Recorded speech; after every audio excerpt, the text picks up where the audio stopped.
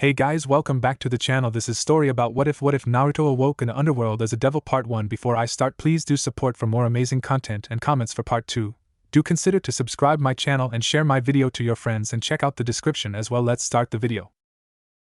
There were few things Lord Gremory loved more in the world than having an afternoon to himself, playing a relaxing game of chess against an imaginary opponent, while enjoying a fresh cup of tea. Life was good. Three-sided war notwithstanding. Master Gremory? You have a visitor. Well, there goes my good day. Lord Gremory sighed to himself as turned to face the nondescript maid who drew the short straw of intruding on her master's peacetime. Still, the red-haired lord smiled. Thank you, Cecil. Please invite them in. Cecil gave a short bow before leaving, closing the door behind her. Gremory took the time to reset the chessboard, putting the pieces back and might as well enjoy a game while we discuss. The middle-aged devil leaned back as he waited, taking one last minute to enjoy the silence before being dragged back into the politics and family relations that have taken over modern devil society. It's probably the Phoenix boy trying to move up the date of the marriage again. I'll have to talk to Sirzek to find some way to shut the pup up and wait. Another knock on the door of his study brought Gremory back to reality. Come in, Cecil. Of course, sir, came the muffled response as the heavy oak doors swung open. With his back to the door, Gremory couldn't yet see the intruder, but he could hear one more set of footsteps than he expected.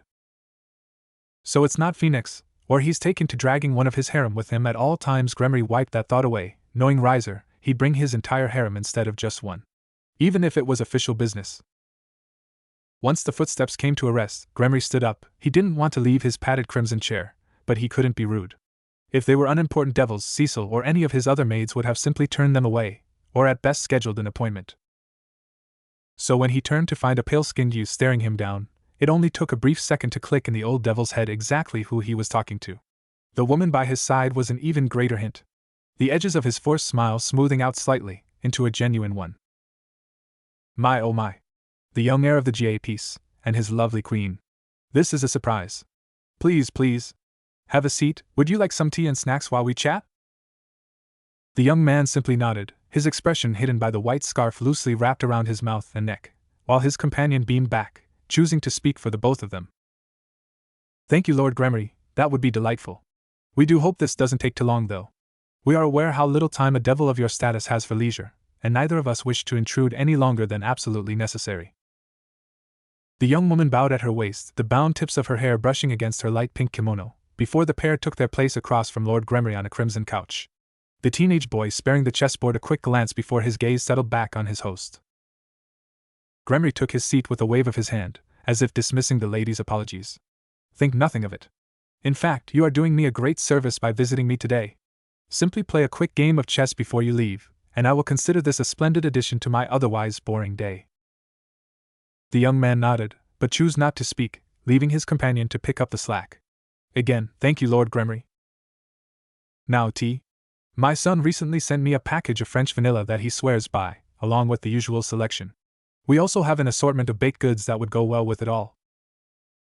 Lord Gremory, you are spoiling us. Simple green tea shall do for the both of us, thank you, the girl said with a suppressed giggle.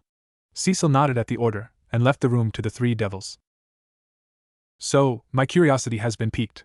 The heir to the GAP clan comes to me out of the middle of nowhere, asking for an audience. I'm going to guess this isn't a social visit, since our families, while not enemies, are by no means close, nor do I believe we have ever had the pleasure of each other's company before. So please, young Zabuza, tell me, whatever can I do for you? Zabuza simply shrugged as he leaned back on the couch, raising an arm to drape over his companion's shoulder. A favor, a business deal, transaction, whatever you wish to call it. I've heard of the school you own, so what you can do for me is list the price of admission for 2. Haku and I wish to enroll.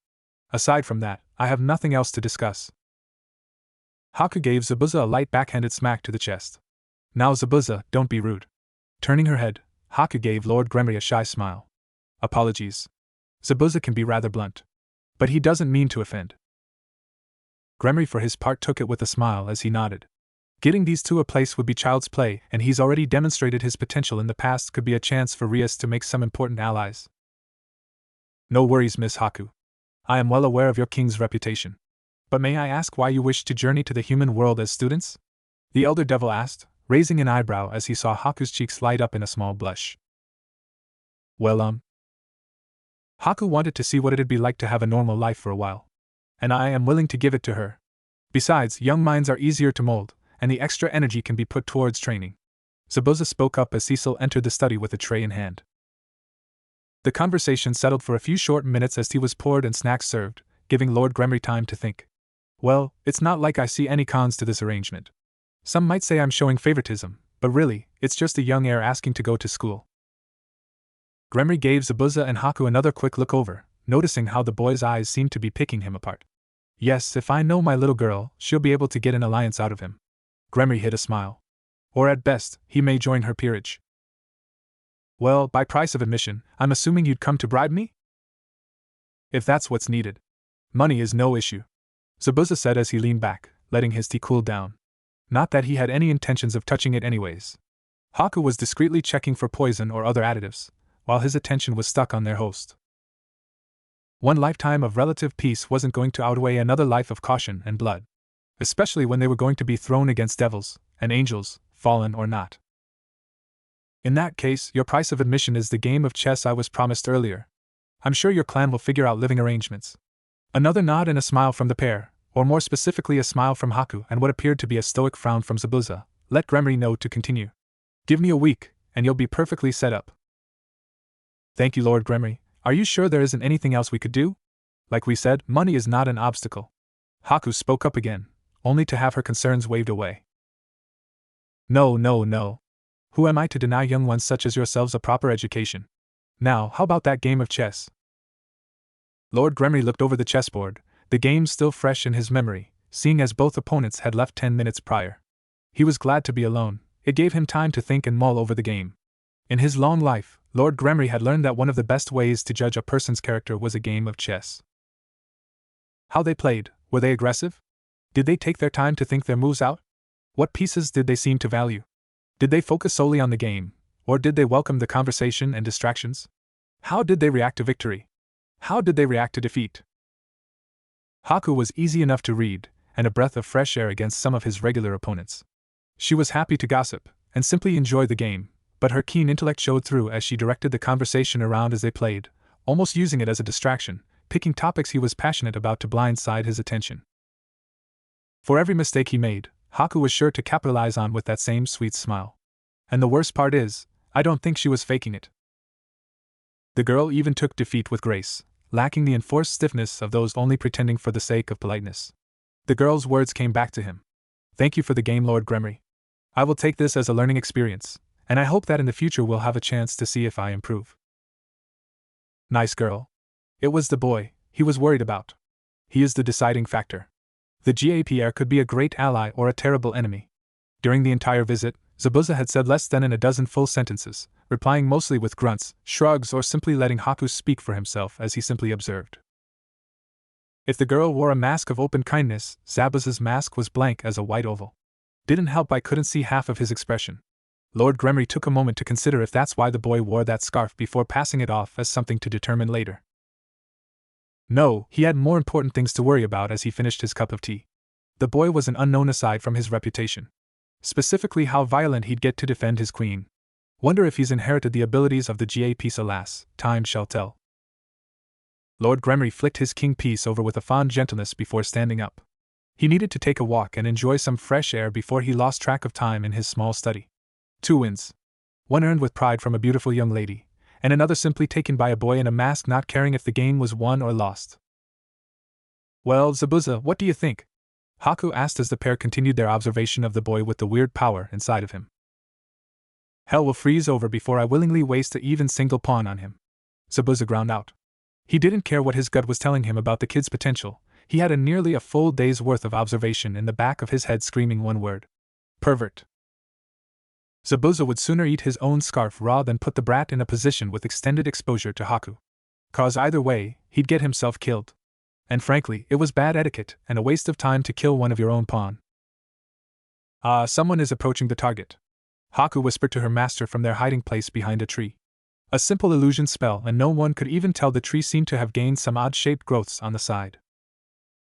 Haku, am I seeing this right? Yes.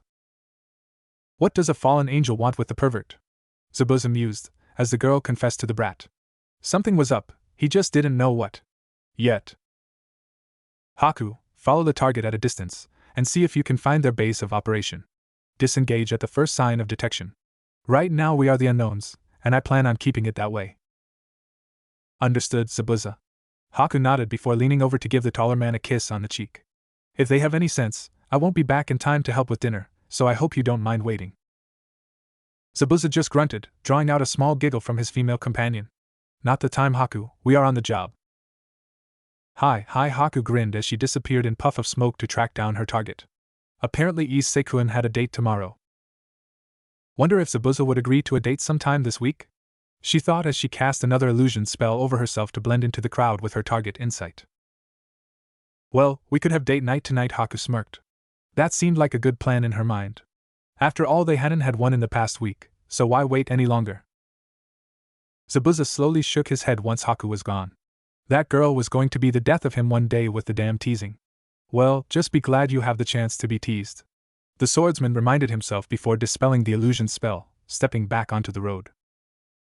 He flipped through his music player as he walked the crowded streets. One of most fascinating things he found in the human world was the amount of music available, even if it had originally been foisted upon him by his queen. There was the purely instrumental songs that brought back memories of his past life, then there was everything else. A nearly infinite selection of genres. It took him a minute, but eventually Zabuza settled on a song, nodding along quietly as he blended into the mob. This was the start, the first step towards realizing his dream. Settle down, settle down. The teacher called out as he walked in to take roll call, and if the rumors were true, introduced the transfer students. But to Ise it was all icing on the cake. He was the first step of his path to having a harem. Or specifically, he had his first date later tonight. Ise gave the typical here when his name was listed off, as his brain went to work planning out his date, only to be dragged out by Matsuda constantly poking his side. What? Ise whispered as he glared at his fellow pervert for disturbing his thoughts of Yuma and his great first date. Matsuda didn't say a word, he simply pointed towards the front of the glass room with a goofy smile on his face. Once Ise turned his head, he could see why. Ignoring the 6-foot-tall, pale-skinned gorilla with the scarf around his face, there was an angel in his classroom. One with pure white skin, long black hair that framed her face, warm dark brown eyes and a smile that seemed to be aimed directly at him. Ise, you lucky bastard. It seems your luck is finally changing. Good morning, everyone. My name is Yuki Haku. It is a pleasure to meet you. I enjoy romance novels, cooking and arts and crafts. I look forward to getting to know all of you, and enjoying our time together as friends. Haku bowed slightly after her introduction, giving time for Zabuza to roll his eyes at the greeting. Thank you, Miss Yuki. It is nice to have you here as well, and now Mr. the teacher looked down at his notes. Not to avoid the gaze of the large teenager before him, oh no. He'd been a teacher for years, and he dealt with enough delinquents, female or male, that few of them had the chance to scare him. Still, the eyes on this one were enough to raise the caution flags. Momochi. Zabuza Momochi. Likes. None of you. Dislikes. All of you. Dreams for the future. None of your business. I don't want to be your friend, so leave me alone, or I will make you leave me alone. Zabuza said in a dull monotone, like a child reading from a script. He was here for Haku, so long as she had fun, his school life was unimportant. Ah, that was informative. Now, Mr. Momochi, I do have to remind you of the school dress code, and ask you to please remove your scarf. Zabuza raised an eyebrow at the teacher. And if I say no? Then you'll have to stay after class. You wouldn't want that on your first day, now would you? The teacher threatened back, getting only a snort from the taller teen. Better men than you have tried teach. Now shut up and tell us where we are sitting. Fine, Mr. Momochi. For that you will be staying after school to clean up. As for your seating, you and Miss Yuki will be in the back of the class. Since you don't have text, the teacher started only to be interrupted by Motohama's hand shooting into air. Sensei, Haku can borrow my textbook for today. Oh, the teacher felt a sweat drop appear, as even he could see through the boy's intentions. That is rather generous of you, Motohama. Now would anyone be willing to lend Zabuza a textbook? To his surprise, roughly 5 hands went up. Oh, you poor young girls. The teacher thought with a shake of his head. Thinking a bad boy's the guy for you. I foresee a few broken hearts in the future. Well, how about? I'll share with Zabuza, sensei. Haku spoke up beside him with a smile on her young face. Oh, sweet lord. The teacher sighed in defeat. All right, Miss Yuki.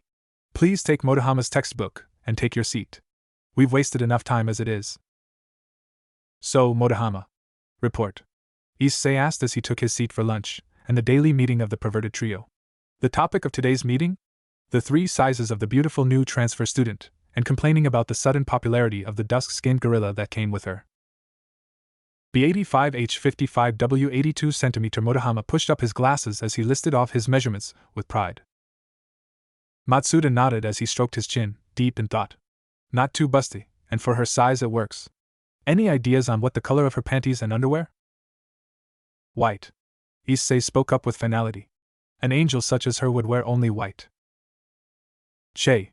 Perverted men should just die. Murayama muttered under her breath as she munched on her sandwich. Specifically those 3 idiots. Now. Boys will be boys, Murayama. Haku spoke up as she played with the food in her bento. Leftover beef stir-fry from last night, along with rice balls and a few mini dango for dessert. Zabuza spoils me. She thought with a small blush, thankful the school uniform had a collar to help hide the red marks running along her neck. In retrospect, she should have worn a turtleneck today. Please tell me you aren't defending their behavior, Haku. I know you are new here and don't want to make any enemies, but still. You don't have to be nice to those damn arrow monkeys. Keitase warned as she began to pack away what remained of her lunch for after kendo practice. Oh, it's not that. I just find it kind of cute. Like a puppy that made a mess and still expects to get a treat. Haku popped a dango into her mouth, making a note to reward Zabuza later tonight for getting up early to buy them from the specialty shop. Pfft. A pet like that should be spayed and neutered with prejudice. Keitase snorted at the thought, getting a nod from Murayama. Or simply thrown in the trash where they belong, Zabuza said as he placed his chair beside Haku to the shock of the other 2 girls. Their shock grew as the delinquent handed Haku a can of lemonade, only to receive a kiss on the cheek in return. Haku. The teenage swordsman warned. Zabuza. Haku teased back as her companion opened his lunch. They are friends. You can open up a bit around them. Zabuza looked over the stunned faces of Keitase and Murayama with a small grunt. You've known them for half a day, if that. His answer got him a light smack to his chest as his chopsticks dove into Haku's bento box, swiping the cooked carrots and peppers, trading it for some of his beef. Eat.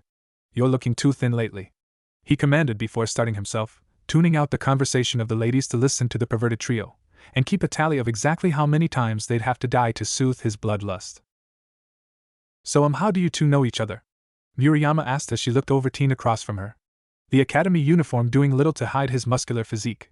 The spiky black hair and constant scarf certainly gave him the appearance of a thug.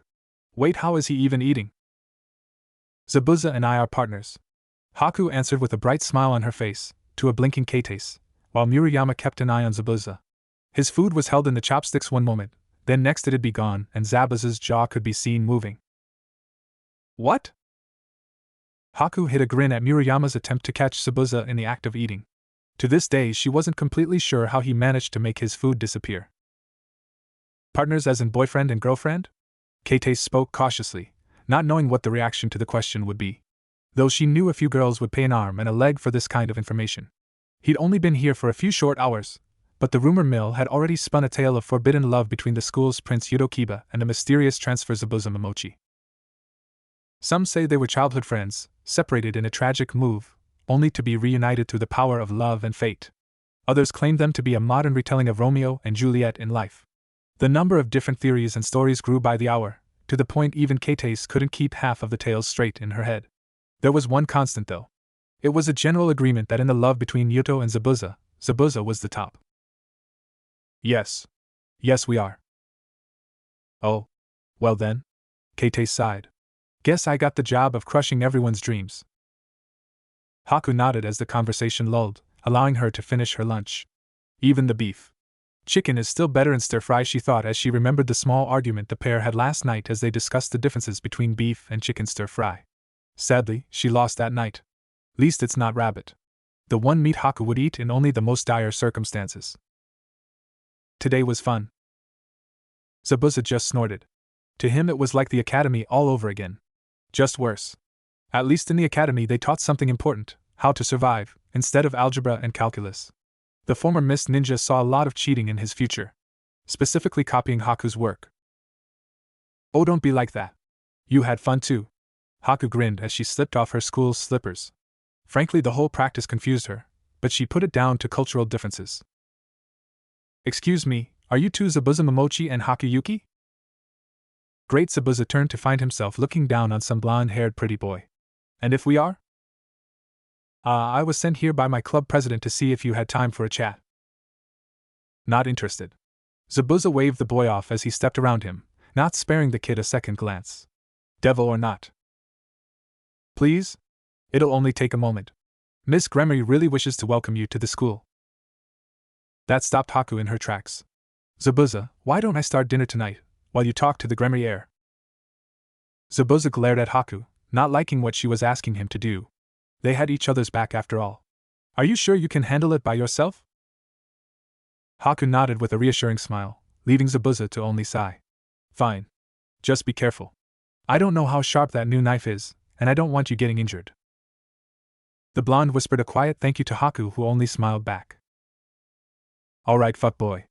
Let's go talk to your master before I change my mind, Zabuza said as he took off towards the old school building. It had the largest concentration of demonic power nearby, aside from a building inside that belonged to the student council. He might be incorrect and heading off in the wrong direction, but screw it. They are wasting my time, might as well waste some of theirs. Is he always like this? The blonde boy asked, getting only a smile out of Haku. Oh, he's just getting used to the idea of a school where everyone isn't trying to kill each other, Haku said with a giggle, to the alarm of the blonde boy, before he remembered it was his job to show him the way. Thank you, by the way, the boy called back as he ran to catch up with Zabuza. Haku simply waved as the boy left. Poor Zabuza. Haku giggled, knowing she threw him to the wolves. But she could worry about that later. Today she had a fallen angel to follow and a date to oversee. So, how are you finding the school so far? The blonde boy asked. Educational, was the only reply that Zabuza was willing to give that sounded remotely polite. This was supposed to be Haku's job. She was better with people, and had that soft smile that could melt hearts of stone, ice, and diamond. But no, here he was slowly walking behind the blonde kid for an impromptu tour of the school grounds as he attempted to make conversation. That's good. A solid education among friends is one of the greatest things in the world. Right behind a Chidori to the chest, thought Zabuza as he remembered his last run through the education system, specifically the small mountain of corpses he left as his entrance exam. So to the blonde kid he just gave a non-committal grunt. We have a plethora of clubs and sports here, any of those interest you? Haku made friends with some of the kendo club. I might swing by there every so often for a bit of practice. Really now? I didn't peg you for the swordsman type. Oh, how wrong you are. Zabuza thought with a hidden smile before the shorter boy continued. I'm a bit of an amateur swordsman myself. Maybe one day we can have a spar, give each other a few tips? What do you say? Zabuza shrugged again, but filed the information away for later. A few minutes of silence later, after the boy realized that any attempts at a conversation would be met with some form of grunt or one-word answer, they arrived at the old school building, or specifically the occult research clubroom. After you? The blonde boy said, holding the door open for Zabuza, who brushed past him without a second glance. Whatever expectations Zabuza had for meeting Lord Gremory's daughter were turned on his head. The man's study had reflected his personality almost to the last book. Where Lord Gremory's study was open, welcoming and bright, designed to lull a person into dropping their guard, his daughter went the opposite route. The room was dusky, and almost oppressive with dim lighting, a pair of couches on opposite sides of the table. The place even has a shower. Zabuza couldn't shake the feeling that he walked into a mafia-safe house instead of a clubroom. Guess daddy owning the school has its perks, the masked devil thought as he took a quick glance at the other occupants of the room. Picking out Lord Gremory's daughter was easy. Look for the blood-red crimson hair. Easy on the eyes at least. Zabuza thought with a snort as he gave the women sitting on the couch with a cup of tea in hand a quick once-over. He wasn't looking forward to this meeting, especially with Haku running recon by herself. He trusted her with his life, but they were a two-person cell and worked best when covering each other's back. Still, the startling red hair that went down to her knees, hourglass figure and sapphire blue eyes with a tint of green was enough to grab his gaze. Doubt she's a close-range fighter with a chest like that then again. He knew the tales of Tsunade the Slug Princess. Bigger than a man's head, yet could punch through a mountain like it was made of styrofoam. He wrote it off as something to investigate later before moving on to the women standing behind her. Long black hair tied into a single ponytail held in place by an orange ribbon, an even larger chest at Rias, What are they feeding these kids? Black knee-high socks and a mischievous smile on her face. None of that brought an immediate name to the front of his mind, so he simply nodded a greeting at the pair of them before Rias spoke up, interrupting his attempt to get a read on the last occupant of the room. Kiba! Just in time. And you must be Seb. Rias started to speak as she set her cup down to properly greet Zabuza with a warm smile and a handshake. Zabuza. Ah, well, it is nice of you to join us, Zabuza. Rias ignored the interruption as if it never happened, holding out her hand as she simply went with the flow. The spiky-haired devil took it without hesitation, making sure to apply a bit of force. Not enough to hurt, of course, but enough to remind her that he didn't come as a friend, he came as a possible enemy, driving her to take a second look. Short, spiky black hair, pale olive skin that in the right light would look almost gray, cold brown eyes that seemed to weigh everything he saw before him like an accountant who only cared about the bottom line, and thin eyebrows that on anyone else would look out of place, but they seemed to suit him.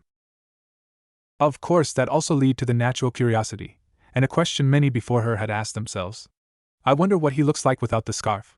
Yes, the white scarf that he refused to take off that covered everything from his nose down. Oh, the pleasure is all mine. Zabuza didn't even bother attempting to hide the sarcasm as he let go of Rias's hand.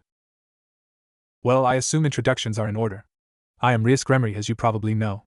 That is my queen, Akino Himejima. Rias gestured to the black-haired girl behind the couch, who bowed her head at the introduction. So that's the priestess of thunder. Interesting. You've already met my knight, Kiba.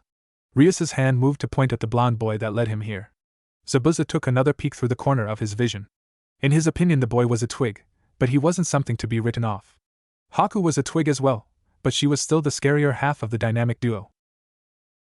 The fact he looks like a pretty boy isn't help again, a criticism that could have been leveled at Haku multiple times in her life, current or past. And finally, the last member we have with us today is Kaneko Tuju. My cute little rook. Rias stepped aside to allow Zabuza a glance at the white-haired midget on the couch next to where Rias previously sat, who seemed to be trying to stare him down. Zabuza gave Akino a small nod, before turning his attention back to Kaneko. The little girl was giving him a look, one he'd seen before. It was a person who couldn't decide if they should approach something with caution, or simply stay away. What do you want, Gremory? I'm a busy man, and I don't enjoy having my time wasted. Zabuza crossed his arms over his chest as he stood in place. Rias lost her smile at being addressed by her clan's name. I wanted to welcome you to the human world and explain a few rules for your stay. I'll keep this as brief as you want, GAP. Oh, hit a nerve, did I? Zabuza smirked under his scarf as he took a seat on the couch opposite to his hosts. Good. Rias took her seat as Kiba walked behind the couch to take his place next to Akino, hands behind his back. Do you really need your peerage present in this meeting, Gremory? They are my friends, and they have just as much right to be here as anyone else. Rias shot back, keeping her tone level. Besides, you wanted to keep this short, so why are you wasting time asking dumb questions? Yep, definitely hit a nerve. Zabuza leaned back on the couch, spreading himself out as if he owned the room, instead of being a simple guest. His eyes scanned over the group, keeping an eye on them in the event of a trap. Call him paranoid, he didn't care. Paranoia had saved his life multiple times as a professional ninja, and even more as a missing nin. Do none of these girls wear bras, though? He had to ask himself. Zabuza's sexual urges were always kept on a short leash, but the fact he could identify exactly where they on every female occupant in the room with just a quick glance was slightly uncomfortable. Zabuza just shrugged at Rias's question, motioning her to get this over with. Halfway through the meeting, Zabuza was starting to catch on that this wasn't just an informal meet and greet, with Rias playing the part of a kind host. The tip that gave it away? All of the rules and suggestions she was giving him could have easily been written out on a pamphlet for him to read before class tomorrow. No, this is them judging me. Kami. Zabuza suppressed the shot of pain that ran through him at using God's name. Damn it all, where is Haku when I need her? Eventually he had enough though, and he decided to interrupt. Gremory, what do you want from me? I don't mean my attention, cause you lost that once you started talking about massacring humans for fun, and how I'd have to keep those urges to myself if I had them. So, no bullshit. What do you want with me? Rias blinked before letting out a breath in a quiet sigh. Zabuza, I have heard some rather distressing rumors about you, and I wanted to see if they were true. Going to have to be more specific than that. The Underworld was a melting pot of politics, gossip, and false truths. One of his favorites was how Haku was actually a boy who liked to wear female clothing. Oh, if only they knew how true that was. Others concerned his relationship with his family, and more importantly his bloodline as a member of one of the 72 pillars. And? Zabuza prompted, waiting to see what rumor it would be this time. Probably just doesn't want me to kill a student for making a pass on Haku. And he would too. The only issue is that they'd never find the evidence needed to pin the blame on him. Motive? Absolutely. Anything else would disappear into the mists of time. I wanted to offer you protection. Wait, what? Zabuza just blinked at her, which she took as a cue to continue. I've heard that you lack, well, to put it bluntly, you haven't inherited the abilities of the GAP clan, and that due to your father's refusal to take another wife after your mother's death. I am the last heir to a clan 1 generation away from extinction. Zabuza finished for her, fighting back a laugh. Rias simply nodded. Yes, I've heard a lot about you. Since you asked for me to be blunt, I'll be blunt. You have no friends, you have no allies. While other young devils are out, trying to make a name for themselves, doing everything in their power to be recognized, you are a recluse, known for having spent the last 6 years entire in your estate. Your clan consists solely of you and your father. I don't know how hard it is to be in your position, personally. But I wish to help you. Guide a lost soul into paradise. Zabuza snorted at the thought, watching as Rias's smile gained a sad edge. Yes. You and Haku don't have to be alone. We'd be happy to have you as an ally or a friend. Zabuza chuckled and threw his head back, not letting Rias or her peerage get a good look at his face as he struggled to hold in the laughter at the giant misunderstanding. The damn women sees me as some lost and angsty school boy. It took him a minute to get himself under control, bringing his head back down to wipe away a small tear. Your offer is generous. Zabuza bit his lip again before continuing, making sure to throw a small undertone of regret in his voice for effect. But I'll be declining. I may not have the advantages most of the pillars do, but I plan on rising through my own strength and ability. Now if there is nothing else, I'll be leaving. I have important things to do. Rias simply nodded, with a small look of regret on her face. The offer is still open if you ever wish to change your mind. After all, she had a bishop, a rook and a knight piece left along with all 8 pawns. She knew Issei was hiding something strong in him, but she highly doubted she'd have to pay more than a couple of pawns to get at it. Zabuza shrugged before standing up, giving the group another quick look over before bowing his head. It has been interesting meeting you all. Good day. He forced himself to be polite. He didn't want to ruin their assumptions just yet after all. Once Zabuza was sure he was far enough away that none of Rias's peerage could hear him, nor was he being followed by a familiar, he started to laugh at the absurdity. He knew it. He just knew that those damn rumors would pay off. The greatest weapon in any war is information, and if the rumors of his ineptitude had reached the point where some devils were going to him a helping hand, he couldn't be happier. With that thought in mind, Zabuza reached into his pocket, taking out his cell phone, quickly punching in Haku's number. He wanted a status report, as well as her current location. I'll even sweeten the deal and tell her about this joke of a meeting. What do you think? Rias's questions was to Noon in particular, but her peerage knew she wanted their opinion on the matter. Kiba? Kiba sighed, wondering how he'd explain the feeling he was getting in the pit of his stomach. I am conflicted. From his physique and what little conversation I could get out of him on the way here, I'd say he'd probably hold his own in a brawl, and he apparently knows his way around a sword, but I can't say anything for certain. And his personality? Again, Kiba started with silence. I don't know. He could be acting, but I don't see why. We are all on the same side, so he could just be antisocial. The blonde knight offered up, before Akino chose to voice her opinion.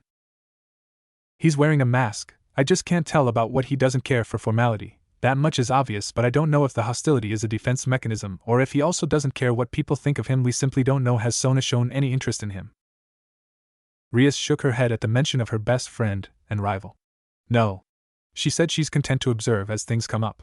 Something about not having enough solid evidence to make a proper judgment on. Akino hummed in approval at that. I have to agree with her on that. Everything we know about him is either second-hand or pure rumors.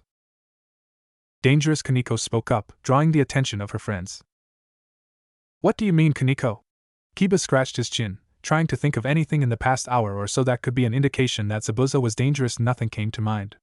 An arrogant prick, sure, but dangerous? Smells like blood, lots and lots of blood, was Kaneko's only response before she went back to snacking on her usual treats. I see, we'll watch him for now, but for now. Rias eyed the crimson magical circle that appeared before her. Guess it's show time. She thought with a small smile, honestly looking forward to adding a cute little brother to her peerage. In retrospect, Zabuza wasn't sure why he was here. Well, that's a lie.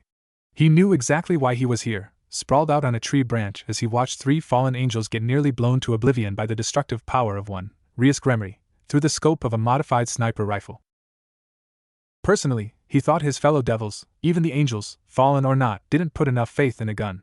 He could certainly see why they phased out swords and other melee weapons as the primary tool for a massacre. Not that he was ever going to admit that swordsmanship was archaic and pointless in this day and age. He still had his own professional pride after all. With his skills, and a bit of warning, Zabuza was sure he could take out nearly anyone armed with only a gun. But that wasn't the point. To Zabuza, the PGM Hecate 2 sniper rifle and its distant cousin, the far-removed 44 Magnum revolver, were the logical next step when he found that throwing knives, kunai and shurikens weren't as easy to get as back in his previous life. So years ago Zabuza made a choice. He had a weapon for close range, something that if the scene through his scope and the listening device that Haku had placed Issei early today were of any indication, he'd be using rather soon. With that in mind, he decided to go with a weapon designed solely for killing from afar. Of course, his ammo supply was a lot more limited than he wished for. He'd yet to figure out sealing, or storing components in an alternate dimension, so he was stuck with a total of 14 shots with the rifle and a couple dozen shots with the revolver. Well, at least at a speed he was willing to deem usable in combat. Outside of combat he had more than enough time to summon and desummon supplies as he needed. Haku liked to claim that for their purpose, the guns had a little too much power. Zabuza disagreed. He was a heavy believer in the fact that the concept of overkill was just that. A simple concept, and had no place in reality. If you are going to kill something after all, you may as well go to the effort of making sure it stays dead. Thought the man with a rifle designed to punch through tanks, and a pistol that could take a man's arm off at 30 paces. The fact he had the bullets blessed by a local priest, and soaked in holy water when not in use, was his simple little addition for any devil that decided to get uppity, or specifically made a pass on Haku. Which leads us back to the current situation, or specifically how Haku was sitting next to him, listening to music as she killed time before he gave her the signal that the operation was to begin. They had spent the last few days on observation outside of school, either shadowing the Gremory peerage as Issei was shown the ropes of devilhood, or keeping an eye on the quartet of fallen angels that had made it their mission to make Issei's life hell for one reason or another. In his opinion, Zabuza found it one of the most boring stakeout in his career, with Rias and Aquino explaining concepts he'd known since childhood, his second childhood, to the perverted pawn. The only interesting parts was watching the stray devil extermination, allowing him to confirm a few suspicions as well as get a glimpse at the enemy's strength. Even Issei's, oddly enough. How the hell the brat's worth 8 pieces is beyond me, the swordsman turned temporary sniper thought as he readjusted his sights. Rias and her posse were heading inside. Show time. From their vantage point, Zabuza could see the majority of the church's interior, specifically where the last of the fallen angels was getting her nice ass handed to her on a silver platter. If anything, Zabuza felt a tinge of pity for the girl. Haku's familiars had picked up enough of the group's conversations that he had a rough guess of what their intentions were, and he couldn't blame them for trying what they did. It's war. You do what it takes to win. The fact that Issei's sudden burst in power was giving him flashbacks to the QB brat's victory over Haku wasn't helping either. His whole gut was screaming at him to either kill the pervert now before he snowballs into whatever equivalent of the QB brat this world had, or wait and suffer through his choice. Sadly, I'm going to take the stupid choice. And not put a bullet in his head. Yet.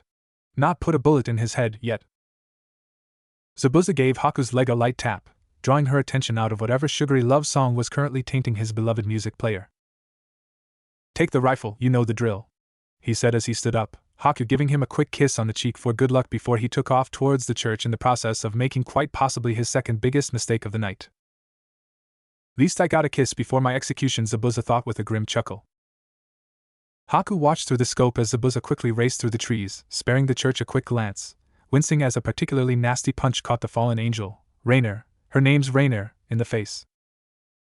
Least Issei had no intentions of getting this over with quickly, allowing Haku to thank whatever spirit was watching over her and her partner, as she saw Zabuza create a few clones as he ran, already knowing what their job was.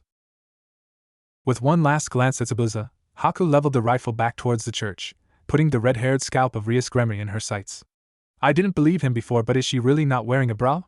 Haku asked herself as she watched Ria's chest bounce around in an almost hypnotic fashion, before Haku shook her head, clearing away unnecessary thoughts for the task at hand. Haku knew her orders were if Rias turned into a threat, she was to blow out a kneecap, but this was one of those common occasions where she was willing to go against Zabuza.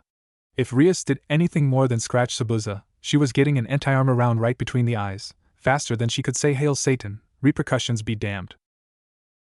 "That asshole! Leaving me like this! I don't want to die! Not like this! Not like second-rate trash, thrown to the dogs," Rainier thought as the tears flowed freely. Rainier knew she was going to die, but she sure as hell was going to be cursing free to her last breath, when she wasn't pleading for Issei to spare her. Was she a coward for trying to beg for her life? Probably, absolutely, but only the truly content or an idiot can face death with an actual smile on their lips, and people such as that were as rare as they came. She was just like any other angel, devil, or human in her last moments. She wanted to live, she wanted a future, and at this point she was willing to give anything and everything she had just for a chance at seeing another sunrise.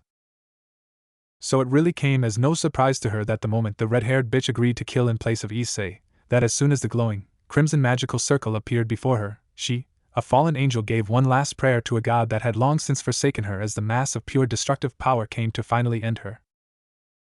Later she would reflect that God did answer her.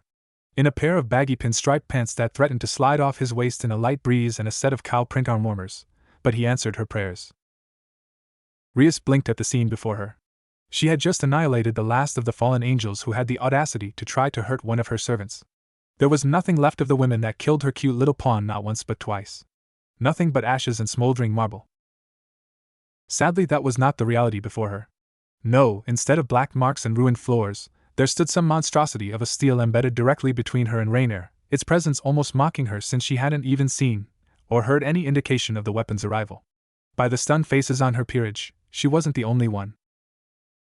What kind of monster wields something like this, Rias thought as she gave the sword a quick look over, traveling from the bottom upwards to the figure sitting calmly on the butt of the hilt.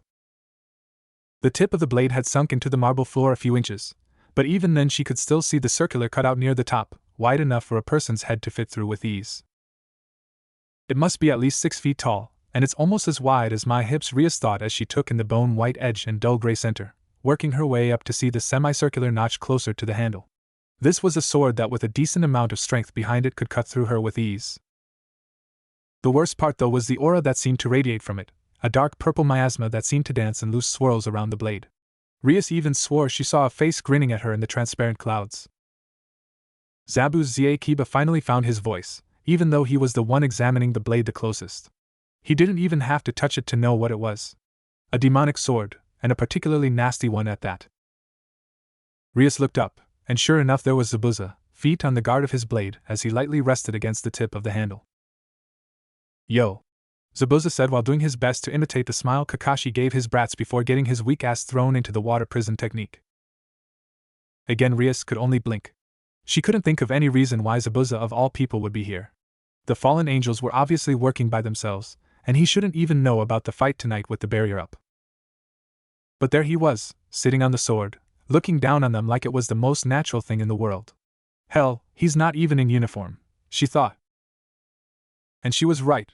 While her peerage was still in their school uniform, Zabuza seemed to be in his casual clothes. Or his combat gear. Her cautious side spoke up as she took the sight in. If Rias had ran into Zabuza anywhere else, she'd have guessed he was on his way to play basketball, with a dusky blue, sleeveless jersey, dark, baggy pinstripe pants with more pockets than she was willing to count at the time, which seemed to be hanging dangerously low, a clean pair of sneakers, and his ever-present white scarf with the ends attached to cow print arm warmers of all things. "Explain yourself?" Rias finally said, not at all happy with this sudden turn of events. "And a good evening to you, Gremry," Zabuza said, enjoying the sight of Rias's frown, gaining a few more lines at his chosen way of addressing her. In the past few days, they had talked a total of 2 more times, and even then it had only been a casual greeting in the hallway. Still had a huge impact in the school's rumor mill, especially with Issei's sudden stroke of luck. Many wondered what exactly they were missing that in the space of a day the beloved Rias Gremry was giving the time of day to not only the new transfer students but one of the resident perverts. The common theory was that Zabuza somehow blackmailed her or threatened her, at least among those who didn't enjoy the teenager's gruff nature and absolute lack of a fuck with school, or the students. Those that knew a bit more about him, or specifically knew Haku, would just guess he knew Rias through Haku somehow. As for Issei, the only theory that held any semblance of being true was that he somehow made a deal with the devil. It was the only possibility. Sadly, the students may never know. Not the time, JP. Explain. Now. Rias glared up at the swordsman, demanding an answer. Was around, saw the barrier, got curious. Zabuza shrugged as he lied through his teeth with practice ease. So you saw that we were fighting, and then saved her dash. Rias's eyes darted to the fallen angel who was staring up at Zabuza's back with a mix of shock and awe, wisely keeping her mouth shut to see how this played out. Why? And keep in mind, choose your answers carefully. I don't enjoy it when my servants are threatened or harmed, so if you had anything to do with this, tell me now and I'll make your death painless. Zabuza laughed as if he was disgusted at the idea. If I had any hand in this, Issei's corpse would have been fish food for the past 4 days and you'd have had no idea I was even involved, much less that Issei was even dead. No, he'd simply fade into the mist. Unlike the women cowering behind my sword, I'm a professional. Oh my, oh my. Brave words there. Kino smirked as Issei paled at the thought of being chopped up by the sword before him. Rias meanwhile mulled over Zabuza's words. Then why are you protecting the fallen angel? She finally decided to ask the $1 million question. And in response, she got $1 million answer? I have a bad habit of picking up broken birds. What can I say? Sadly, it was $1 million worth of crap. Possibly with a 2 cents of truth mixed in. And what do you plan on doing with her? Rias was really hoping his answer was either question her for information, or something that wasn't complete bullshit. I was going to ask her to join my peerage. Rias could have heard a pin drop, and even Rainer blinked at the offer. Not a chance. Zabuza raised an eyebrow at Rias's declaration. And who are you to stop me? The master of the servant she killed twice. Blood for blood. Funny. For a dead man, the monkey is rather spry. But I'm not going to let you kill her. How about we make a deal, Gremory? I am after all a mercenary. What kind of deal? Rias didn't want to admit it, but Zabuza was starting to get on her nerves in a way that reminded her of Riser but worse. Riser was an arrogant, self-centered ass whose brain was in his balls 9 times out of 10, but at least he had a reason for being a prick. After all, when you are immortal, what's the worst that can happen? You've basically won the lottery of life at that point. But no. Here was Zabuza, looking down on her, toying with her, possibly bluffing on a joker and an Uno card, and she couldn't shake the feeling she was being played with. Best case scenario? She kills the fallen angel but gains an enemy among one of the few pillars remaining. Worst case? Zabuza ends up dead and the scandal ruins her beyond any hope of recovery. Simple. I give Issei a gun or a knife. His choice, and he kills the women. I'll give him 2 minutes, if he can bring himself to do, problem solved. I walk away owing you for wasted time. But if he can't. Zabuza's grin could almost be seen through the fabric of his scarf. She comes with me. Rias spared Issei a look to see what kind of condition he was in, and it wasn't good. Turning her attention back to Zabuza, she simply sighed. No need. Wait. Prez, are we really going to let her get away with this? After all that's happened to Asia? And what the hell is Zabuza doing here anyways? Issei shouted at the turn of events. Apparently no one filled him in. I'll give you 3 guesses why I'm here, boy. And trust me, I'm no angel. Zabuza ignored Issei's glare as he continued. Besides, what right do you have to complain? You threw away your chance at revenge the moment you asked your precious president to do it for you. B. Spare me the excuses, cause frankly I don't care. You had shown weakness and hesitation against the enemy. Something that'll get you and your comrades killed, or worse one day. Now I suggest you get to reviving the priestess before I decide to get greedy and take her for myself.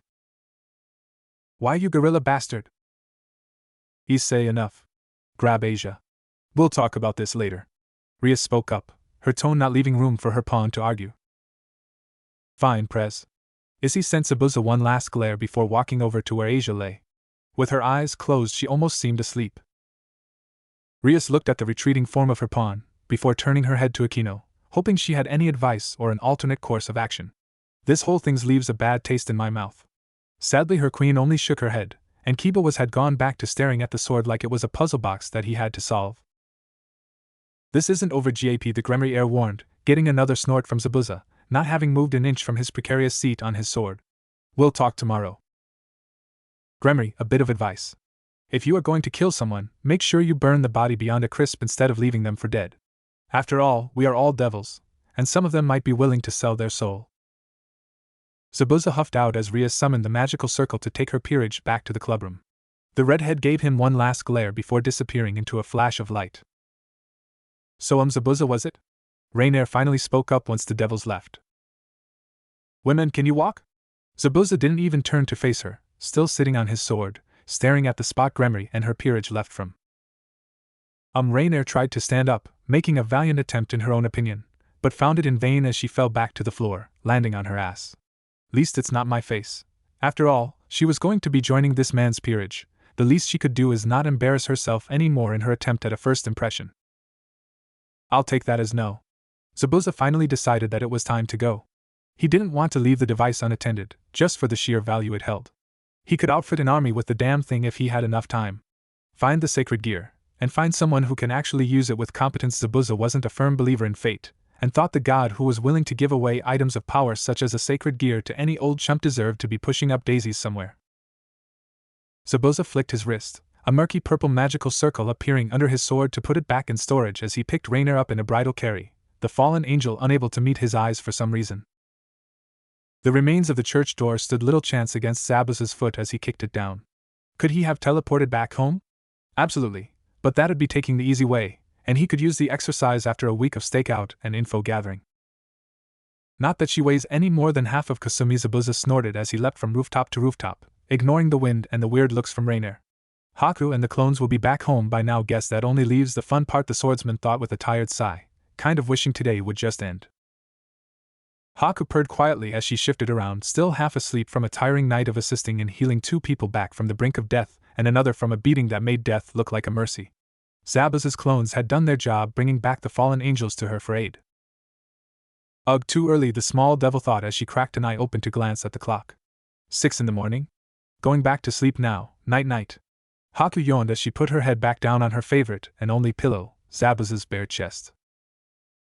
It was a habit years in the making, with Haku being rather short for her age and Zabuza just being Zabuza. He was the perfect size for a body pillow, a fact she exploited ruthlessly every night as she always went to bed at his side, only to find herself on top of him the next morning. Haku took a quick glance at the other occupants of the bed flanking Zabuza at his sides, 3 more bodies than usual sharing the giant bed. To her slight ire, they seemed to have taken a page out of her book and had piled as close to Zabuza as they could get, probably wanting to stick close to the source of warmth under all the sheets. Well, this was my decision, Haku thought as she closed her eyes, giving Zabuza one last goodnight kiss before drifting back to sleep as she pushed away any regrets. Zabuza was a big boy, and she was more than willing to share. Just so long as I get first dibs on everything. She didn't fight the grin spreading across her face. Rainier wasn't sure where she was. The last thing she remembered was begging for her life, and something about praying. She didn't remember the church ever having a bed large enough to fit her, Middlet and Calawarner, much less with room to spare. Looking around only brought more questions to mind.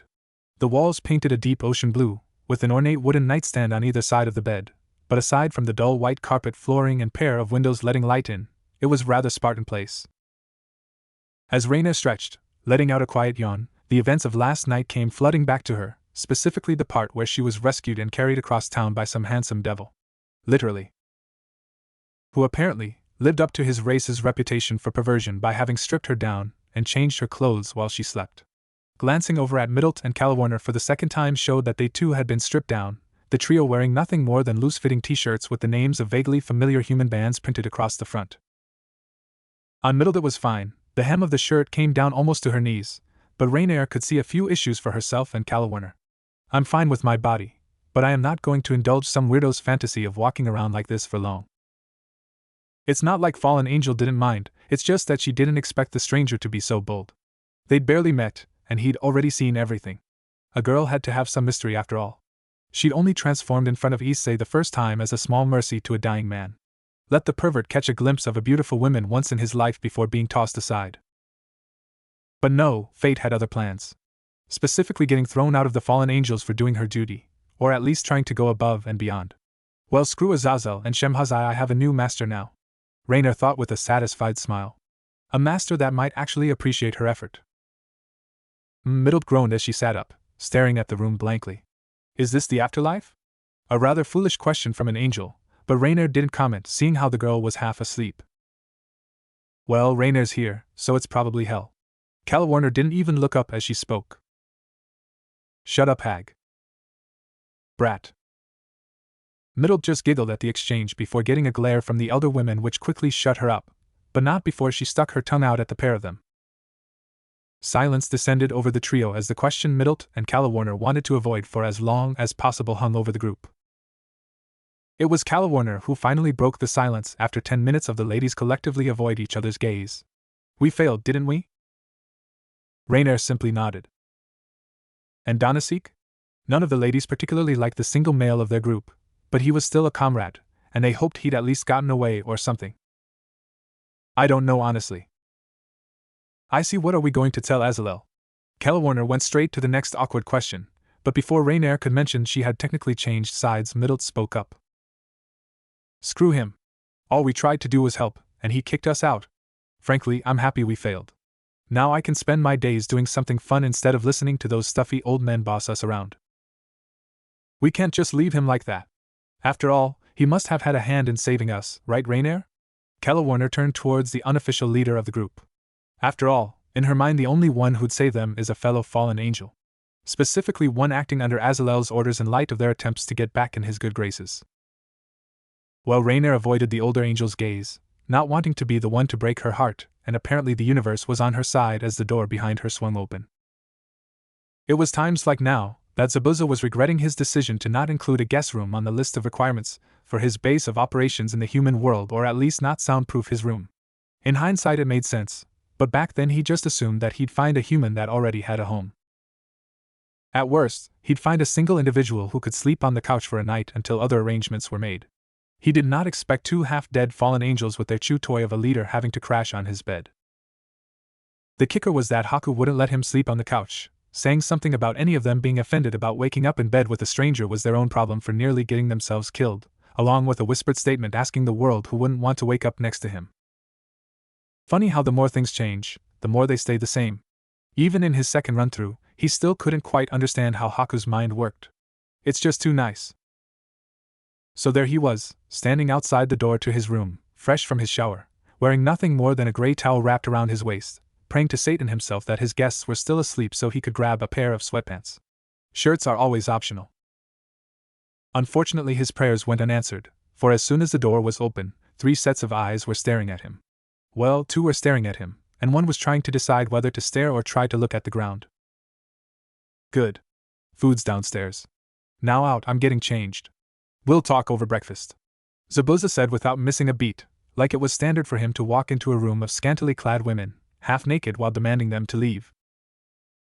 Rainier for her part nodded and left without a second glance, Calawarner following behind her shortly, making sure to give Zabuza a mistrustful glare before leaving the room. This left only Zabuza and Middlet, the latter sitting on the bed with a shit-eating grin and no intentions on leaving by her own free will. Well? The blonde fallen angel said as Zabuza tried to stare her down. Are you going to get changed or not? She finished with the same innocent smile on her face, her eyes never leaving Zabuza. When in doubt, use violence. Zabuza sighed to himself, making sure his towel was secure before walking over to stand in front of Middlet, who simply giggled. My, aren't you forward? No, hi, hello, how are you, right to the point. I like that in a big hunk of man such as yourself, the blonde said as she reached out to touch his abs. Ignoring her, Zabuza reached his hand around her, picking her up by the scruff of her neck. He'd carried sacks of groceries that were heavier than the struggling blonde child. Hey! Put me down! I'm not a kid, I can walk just fine, thank you. You're really pushing it, buddy. I was going to give you a kiss from pretty little me as a reward for letting us stay the night, but oh no. Not anymore. You're on my shit, Lee.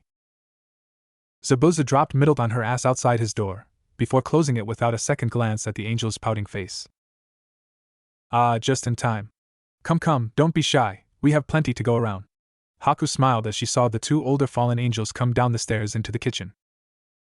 Today was her turn to cook, and since she was now cooking for 5 instead of 2, she decided to go with a simple breakfast of pancakes and eggs. Haku set down the last of the plates on the island counter in front of her, as she waved the angels to come closer. To Rainier's amusement, Haku was also wearing nothing more than a button-up dress shirt. The fallen angel wrote it off as one of the tall man's quirks. I'm not going to bite, but the food will get cold. And if you aren't feeling like something hot, we do have cereal somewhere around here. Haku trailed off, trying to remember where exactly she put it as Rainier and Calawarner took their places on the other side of the counter. Thank you. Now who are you, what are we doing here, and did Azalel send you? Calawarner asked as she watched Rainier picked up a fork to slowly but eagerly attack the food set before her. Haku just smiled at the question. Don't worry, we aren't enemies. But we'll talk once Zabuza and Middlet. Rainer supplied the name for her. Middlet come downstairs. Zabuza doesn't like having to explain things more than once if he can help it. Haku finished with a shrug before turning back to the kitchen to get the cereal in case Middlet wanted some. Not willing to take her situation at face value, Warner leaned over to whisper in Rainer's ear. Once Middlet comes down, let's make a break for it. They aren't telling us something. Don't worry, you hag, I promise, these people don't mean us any harm.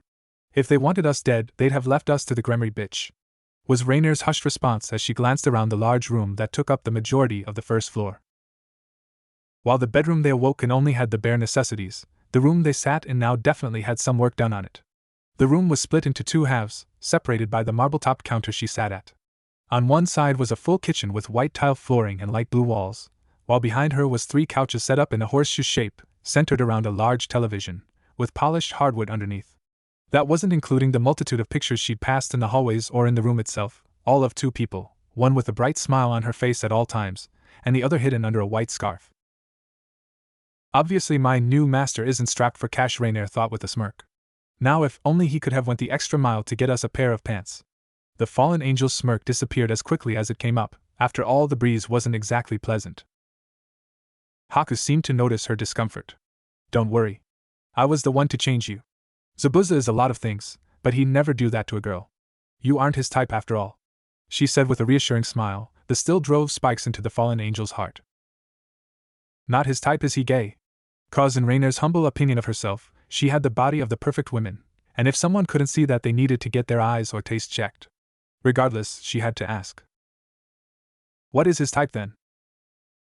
Warner, for her part, just tuned to conversation out as Middlet took her place next to her, a disgruntled pout on her face, muttering about how she was missing a good show right now 'cause the guy was a prude. Loyalty, Zabuza said as he followed shortly behind Middlet, drawing the eyes of the room's occupants, and a smile from Haku at his attire. Nothing but a pair of gray sweatpants. I reward and appreciate loyalty above all else. Do your job, do it well, and you will be rewarded in kind. Zabuza took his place on the other side of the counter, pouring himself a bowl of cereal, shooting a giggling Haku a glare as she kissed his cheek good morning before he continued. Betray me, and I will kill you. There is no middle ground. Now I know her name. He pointed to Rainer. But I don't know yours or yours. His finger went to Warner and Middlet, the latter speaking up first in her same chipper tone. Middlet, nice to meet you, handsome. But you can call me whatever you want with arms like those. The blonde-haired angel grinned, thanking her lucky stars. Not only was she dead, but she was getting an early Christmas present with the show before her. Zabuza just nodded before turning his gaze to Warner, who met him halfway, not wanting to cooperate with an unknown quantity. But after a few seconds she gave in, still not breaking eye contact in her clipped response. Warner. Good. This is Haku. Haku smiled and bowed politely, a few strands of loose hair falling in front of her face before being absent-mindedly brushed aside. I am Zabuza. As Rainer has probably already said, we are the ones who saved you last night. We wanted to get all 4 of you, but we couldn't find the body of the big guy. We apologize for that. Though if you wish, we could still give him a proper burial rites if you wish. Haku's offer only got a non-committal shrug from the trio. Again, they were comrades mostly through necessity, and prayers don't bring the dead back, so what's the point, was the prevailing thought running through their heads. All right. Now I offer you a choice. I did not save you out of the good of my heart. What little I actually have. Zabuza looked over the 3 of them, Rainer knowing what was coming up next. You may leave and do as you wish, but know this. Your actions have made you a target to not only the devils but your fellow fallen angels as well. He grinned at the small shudder that ran down Middlet's back. She obviously didn't enjoy the thought of being on the run from all 3 factions at once. Or you may join me. As part of my peerage, you'll be safe from my fellow devils. And why should we trust you to protect us? You are a devil. Your race lies, cheats, and steals as they wish. Warner interrupted, getting a shrug out Zabuza before he leaned forward, his face just inches away from his own. To her credit, she didn't back down, even as she saw the unnaturally pointed teeth as he spoke. All true. But I am a professional before all else. Join me, you will be given a roof over your head, food in your gut, clothes on your back, a purpose to live, and in time the training to do as you wish in the world. You will become my tools, sharpened and honed under my hand. In return, you will follow one rule, and one rule only. My word is law. Zabuza shifted to the side, this time staring down Middlet. I do not ask for a pledge of loyalty, nor an oath that you serve me till death. Words are nothing to me. Do as I command and you will be compensated. I am a greedy demon, but I treat my tools right if they work for it. Again Zabuza shifted, coming face to face with Rainier this time. Now you have until tomorrow to make your choice. Join me or leave. He leaned back, glancing at Haku, trying to read her face. Just like he thought, maybe a bit too overdramatic. Haku leaned her head against his arm as she waited for the angel's decisions. I'll do it, Rainier said before going back to her food, still unable to meet Zabuza's gaze. Depends what is your policy on wearing shirts around the house is this. Middle waved her hand up and down to indicate Zabuza's toned body, just a negotiation tactic to ensnare little old me, or... Zabuza rarely wears a shirt unless we are expecting company or plan on going out. Haku met Middle's eyes. Later Zabuza would reflect that the two shortest members of his peerage seemed to have some conversation on a wavelength he wasn't privy to. In that case, sign me up, big sis. Calawarner sighed, her choices now limited in her view to servitude with some devil, or facing the world alone. Not the best possible position to be in. Fine, I will work for you for now. The door is open at any time you wish to leave. I will not stop you. Zabuza picked up his bowl of cereal and a spoon. Now, finish eating, tell Haku your sizes and what kind of clothes you'd like, then come down to the basement. We start training today. Haku hid a giggle at the mention of training. Remember her initial lessons under Zabuza. Well, they'll be fine, she thought as the four girls began to compare and fight over their preferred style of clothes. Issei squirmed under Rias's gaze. What do you mean they aren't there? Well, Prez, they didn't show up to class today, the second year said as Rias's scowl grew. I see, I didn't expect GAP to be so petty. If he won't come to us, we'll go to him. Rias thought to herself. No matter. If he wants to be difficult, two can play at that game. Issei wasn't sure what he expected Zabuza's house to be like. A foreboding castle with tall spires and bats flying around was not only a little too cliché and overdramatic for the masked gorilla, but they were in the middle of Tokyo. Still, the fact that Rias led them to a quiet residential area just didn't seem to fit in his mind. Of course, the only time he'd actually spoken to Zabuza was their short, well, not a conversation, more like interrupted shouting match back at the church. Regardless, he stuck close to Asia's side as they continued down the walkway. Prez, are you sure you got the right address?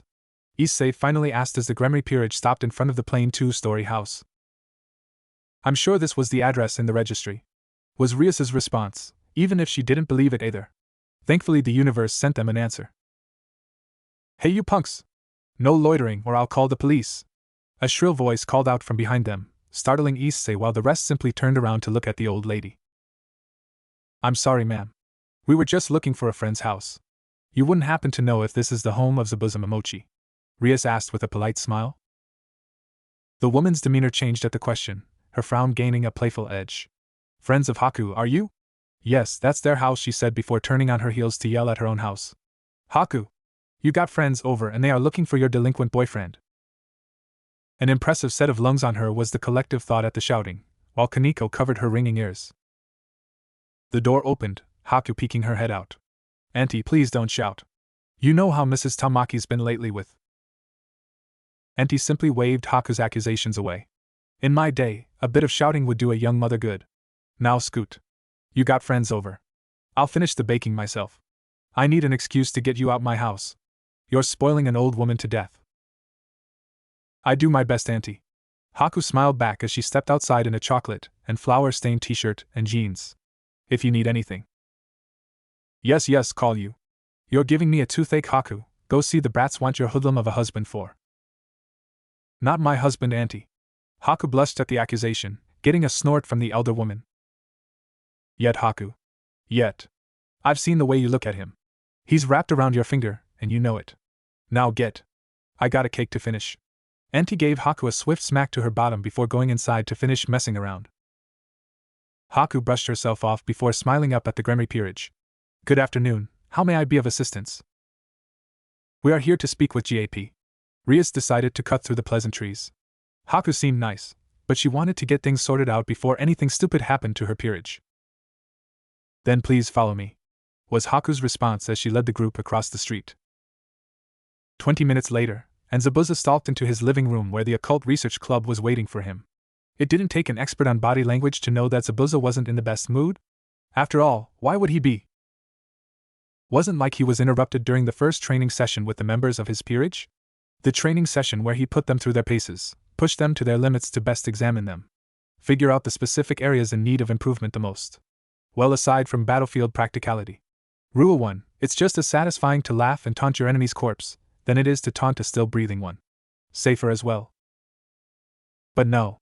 Gremory was just as stubborn as he was, and even after Haku's multiple assurances that she could act in Zabuza's place no matter the circumstances, the red-haired devil refused to back down until a certain GAP was sitting across from her.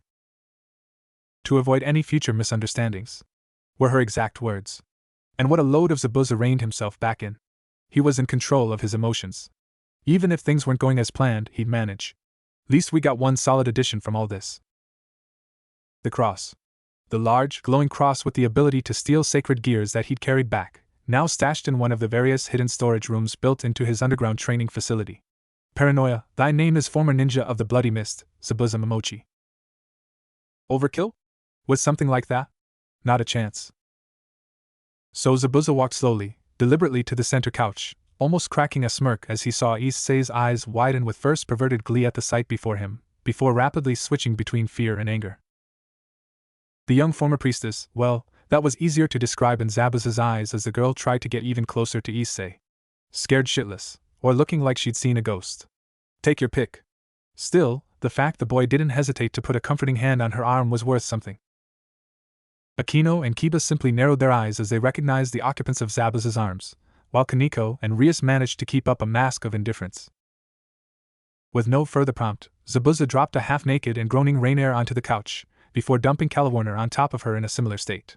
Middle was last, having been draped over his shoulders in a fireman's carry before being thrown off. The third and final addition to a pile of sore newly resurrected devils, fresh from a beating training session of a lifetime. My, interrupting something were we?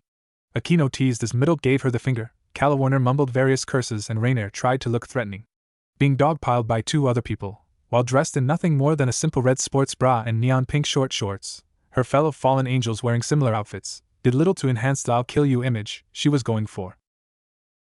Zabuza just ignored the playful queen as he vaulted over the coach to take his seat next to Haku. I'm here, now get talking. Having said his piece, he leaned back to stare at the ceiling. He had more important things to do than listen to whatever Gremory had to talk about. I see you resurrected all of them. I believe there was one more? Rias spared the three battered and bruised angels a glance before turning her attention back to Zabuza, who simply snorted.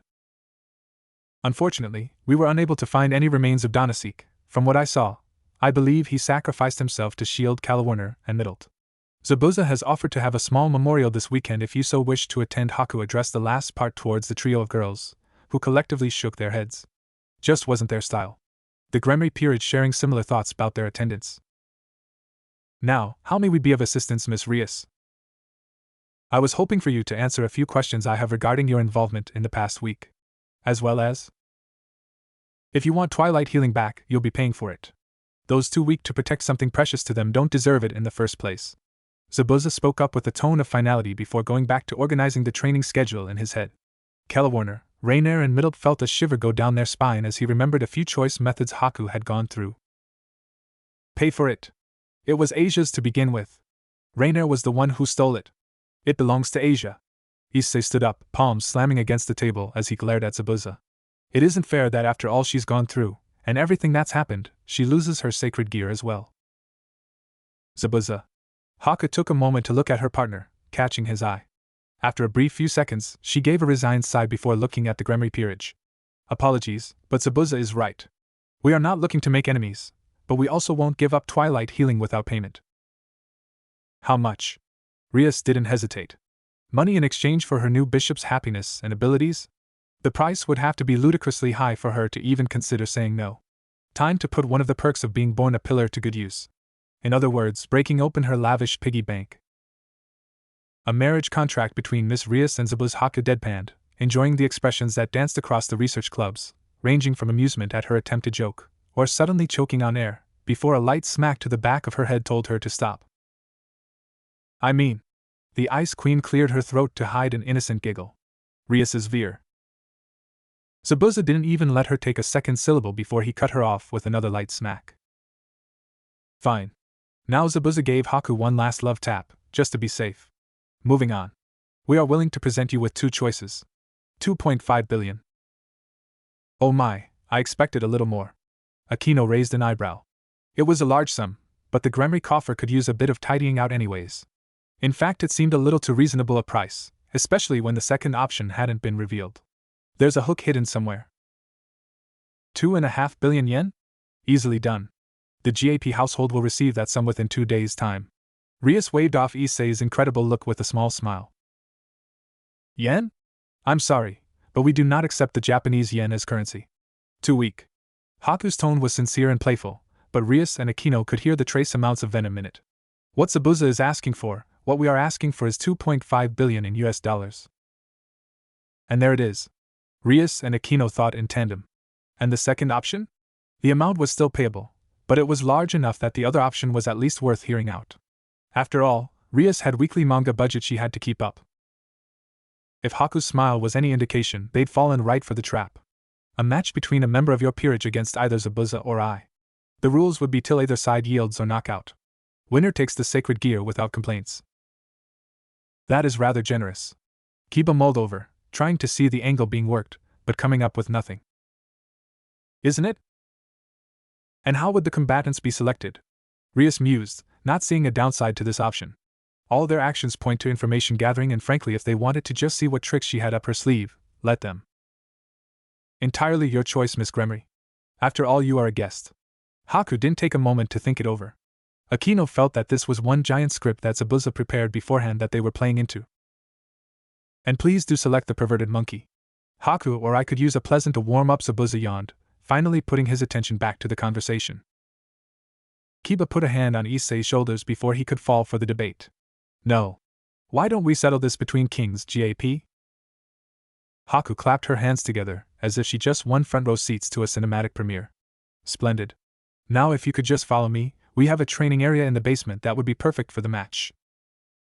The Occult Research Club began to follow Haku's lead, making sure to give the fallen angels one last glare as they struggled to untangle themselves. Zabuza, on the other hand, simply helped Calawarner and Rainier to their feet. Up. You'll be watching. So, what's the plan, sir? Killing them once their guard is down? Rainier asked as she attempted to work out the kinks in her bones, keeping her tone as respectful as possible. In the past few hours, her savior had changed from a shining knight into a demon straight from hell itself with the drills he was expecting them to run on their first day. No, your orders are to watch and learn. Zabuza's response resulted in a pair of nods from Middlet and Rainier, but Calawarner rolled her eyes. Can do, boss. Middlet chirped from her place on the coach, sprawled out with a smirk. But there is one problem. Of course, Zabuza simply raised an eyebrow at the small blonde. My legs are tired, can you carry me? Please. Middlet's eyes started to water, and her smile turned into a compact and shy pout. Fortunately, having lived with Haku for years, Zabuza had built up an immunity to most puppy dog eyes. Unfortunately, he wasn't in the mood, so with a resigned huff, he agreed. Fine. Of course, Middlet was probably expecting to be carried like a princess, or at the very least a ride on his back. What she got being thrown over the bandaged devil's shoulder like a sack of potatoes. Well, the fallen angel puffed out her cheeks as Rainier fought down a laugh at her situation, and Calawarner, wearing a grin that said she'd never live this down for the next week. Least I got a nice view. Middlet smirked as she looked down at a certain ex-ninja's posterior. Rias kept a close eye on Zabuza as he took his place. She couldn't see a sword on him, so either he was handicapping himself, or he was arrogant enough to think he wouldn't need it. Then again, he could be a caster like myself. A quick double check of his physique was evidence to the contrary, but Rias didn't let that bother her. After all, this was just Zabuza's way of gathering information on future rivals in the raiding games. Don't exactly approve of the method, but the fact he's been stringing us along is testament to something.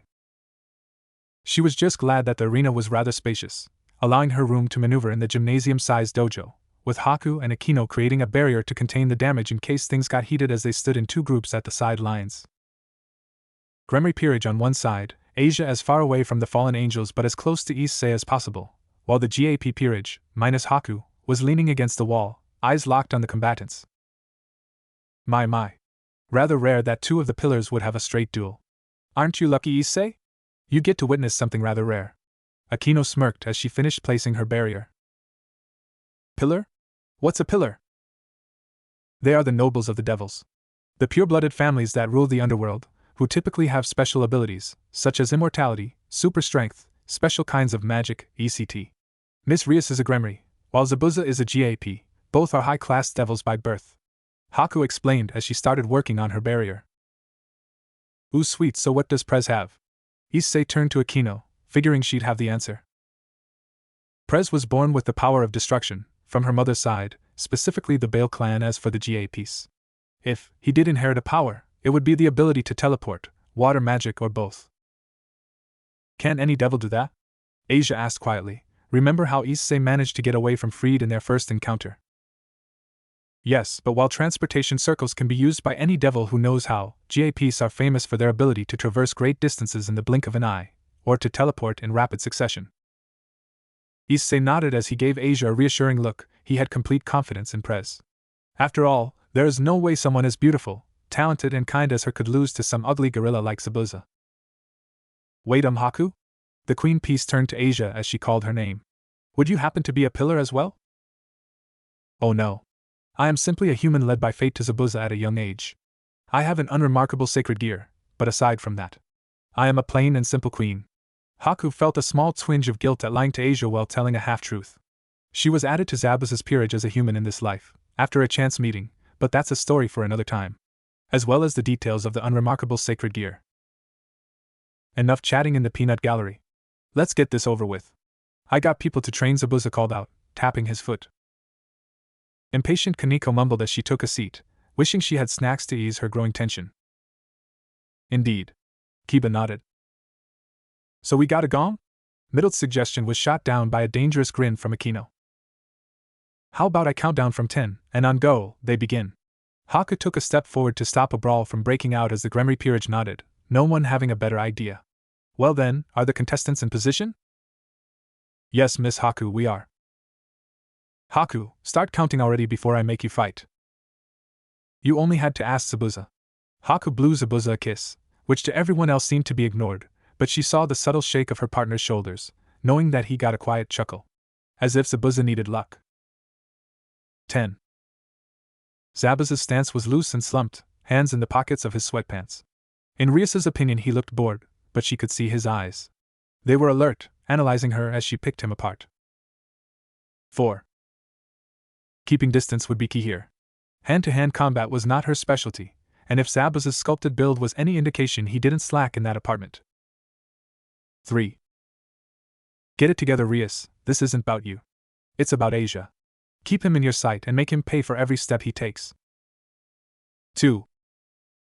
Rias spread her legs out, getting into a solid stance, ready to retreat, stand her ground or unleash hell on the devil, protecting those who harm not only her cute little pawn, but Asia as well. 1. All of Rias's world came down to the arena, her mind focused solely on Zabuza. Even now she had to admit the man had a presence. It wasn't blown out of proportion, but it was there. He possessed the ability to draw the eye. Be the center of attention through nothing more than the way he walked, or the way he stood. Go! So the moment when Haku said go, Rias was more than surprised that her opponent seemed to disappear from view. After all, she could keep track of Kiba at full speed on a good day, so how the hell did she lose a 6-foot-tall, 160-plus pounds of raw muscle and bandages? Haku could have answered that question if asked, but instead Rias found Zabuza.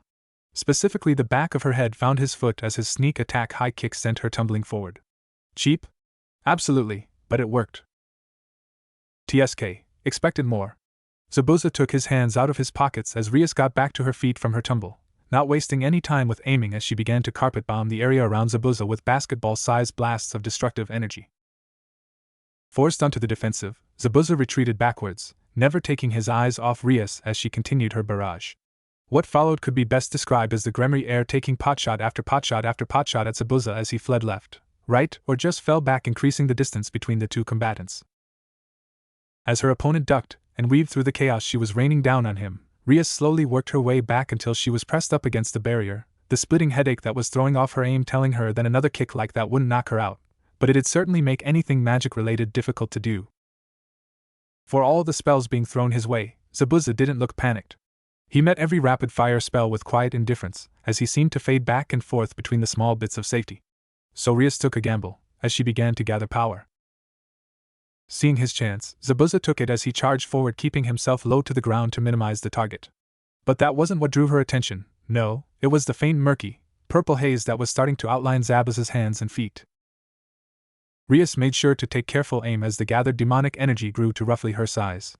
It was a do-or-die shot, but that was the fun part. Once Zabuza was less than 20 paces away, she let loose the power of destruction.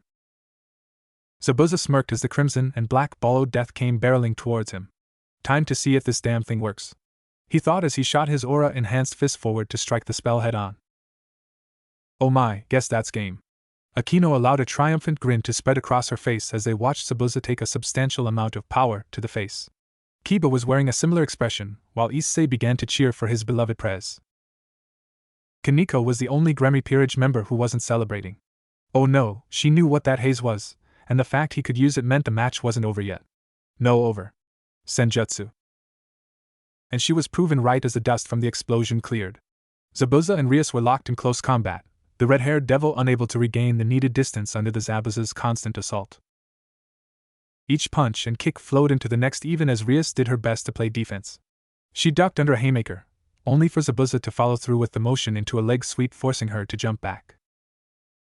As she did her best to endure the assault, Rias tried to figure out what was nagging her. She was being pushed back, that was obvious, but she was being taken down slowly. They were setting a rhythm: dodge, dodge, block, dodge, duck. Or that's what she thought until Zabuza's left jab suddenly picked up the pace after her fourth consecutive dodge. Rias's arms didn't come up fast enough as the fist buried itself in her right cheek, breaking her tentative and feeble stance. But not before she got her own punch in. It was sloppy, and lacked a good deal of force behind it, but she did get good hit in his teeth. But Zabuza didn't take the opening presented to him, punch to his mouth or not. Instead he took a step back and raised his hand at Haku, before waving his hand as if he wanted her gone. His partner simply nodded back. Why yes. That is game. Zabuza surrenders, the young queen said in a playful tone. GAP. Gremry. Zabuza replied to the devil's threatening tone with disinterest and a raised eyebrow as she gathered power in her hands. I am through with you toying with me. Even I have my pride. And that declaration forces me to take you seriously? Now go take Twilight Healing from Rainier and leave. I'm busy and have more important things than to waste time with you. He countered as his hands went back into his pockets, Rias's glare having no effect on him. He'd faced down Kisame on multiple occasions from a young age. Now that was a death glare. Not until I get some answers. About? What? The fact that for the past week we've had an eye on your perverted monkey? It's not my job to keep him safe, so feel free to blame someone else. I'm a professional. A mercenary. Could I have helped? Could I have walked into your clubroom with Haku by my side, sat down, enjoyed a nice cup of tea and just been best friends? Zabuza slowly stalked towards Rias as he continued talking, voice laced with sarcasm. We could have been best friends, just sitting around laughing and enjoying our time together. When Issei joined your peerage we could have thrown him a welcome party, and when Asia got attacked, I could have been the first to jump to her rescue like some damn hero straight out of some of the shitty cartoons here. Rias didn't back down as Zabuza stopped in front of her, staring down at her with what she would only guess is contempt. The fact that Kiba, Kaneko, Aquino, Issei and even Asia didn't hesitate to appear by her side did more than enough to remove her fears of the man. After all, in her mind it was 2 against 6, the fallen angel's strength wasn't a factor. She'd proven that a few nights before. I could have done all that and more. But do you know why I didn't? 'Cause I don't give a shark-toothed fuck. Your peerage is your problem. Can you blame Rainier for following orders? I don't know if you forgot, but being mad at a fallen angel for trying to kill a devil is like getting mad at a wolf for killing a deer. It's the natural order of things. So quit bitching, take the sacred gear and leave before I decide to get rid of a raiding game rival, permanently. My, you are being rather rude, Mr. GAP. Aquino narrowed her gaze at the threat as Kiba's hands moved to his side, ready for a fight. Kaneko was the only one who wasn't gearing up for a bloodbath, instincts screaming at her to get away, but loyalty to Rias stopped her from moving an inch. I apologize, Miss Gremry, but we are going to have to ask you to leave. Haku held out a set of silver rings. Please. We don't want any trouble. Zabuza simply snorted but kept quiet as Asia took the offered sacred gear, slipping them onto her middle finger with a bright smile. And what about Asia? Issei's voice had an undercurrent of steel in it. I don't care what happened to me, but what about everything she's been through? Imagines of Fried's hands on Asia, of her hanging, screaming as her sacred gear was torn out of her, and her simple wish for friends. She's alive, get over it. You lost your right for revenge the moment you asked someone else to do it, Zabuza said with casual dismissal, as if this whole thing was starting to bore him. Frankly, it was. He had training to get back to. Issei couldn't help himself. Zabuza's tone and words just caused something to snap. The pawn took the needed step forward, arm pulled back to punch the mummified prick in his smug face. The fist never connected as Haku caught Issei's wrist half an inch before it touched Zabuza's face, still wearing that look of bored disinterest. Issei. You are a nice boy, and the fact you are fighting to protect someone special to you is something I can respect. But in the future, if you try to harm Zabuza again, I will cut off the offending limb. The warmth and kindness that everyone had come to associate with Haku had disappeared, replaced with pure, bone-chilling ice. GAP, you had better watch yourself in the future. If any of your people attack my peerage again, I will personally end you. Rias turned to leave after her final warning before a chuckle cut her off. It started off as a deep rumbling, but eventually Zabuza couldn't hold himself back as he laughed the threat off. Gremory, I appreciate the warning, but Zabuza grinned beneath his bandages as he finally let his killing intent loose, driving Issei, Asia and the fallen angels to their knees with relative ease as the rest struggled to not collapse, Kaneko fighting to stop herself from hyperventilating. He leaned close, whispering in Rias's ear, as Zabuza ignored the shivers that ran down her spine, while Rias could only try, and with great effort fail. You are nothing more than a naive little girl against a demon. But whether you end up as an ally or an enemy is in your hands, Gremory. Now, here's the deal. You leave my pawns alone, and I'll give you information that will protect something rather important to you, your marriage.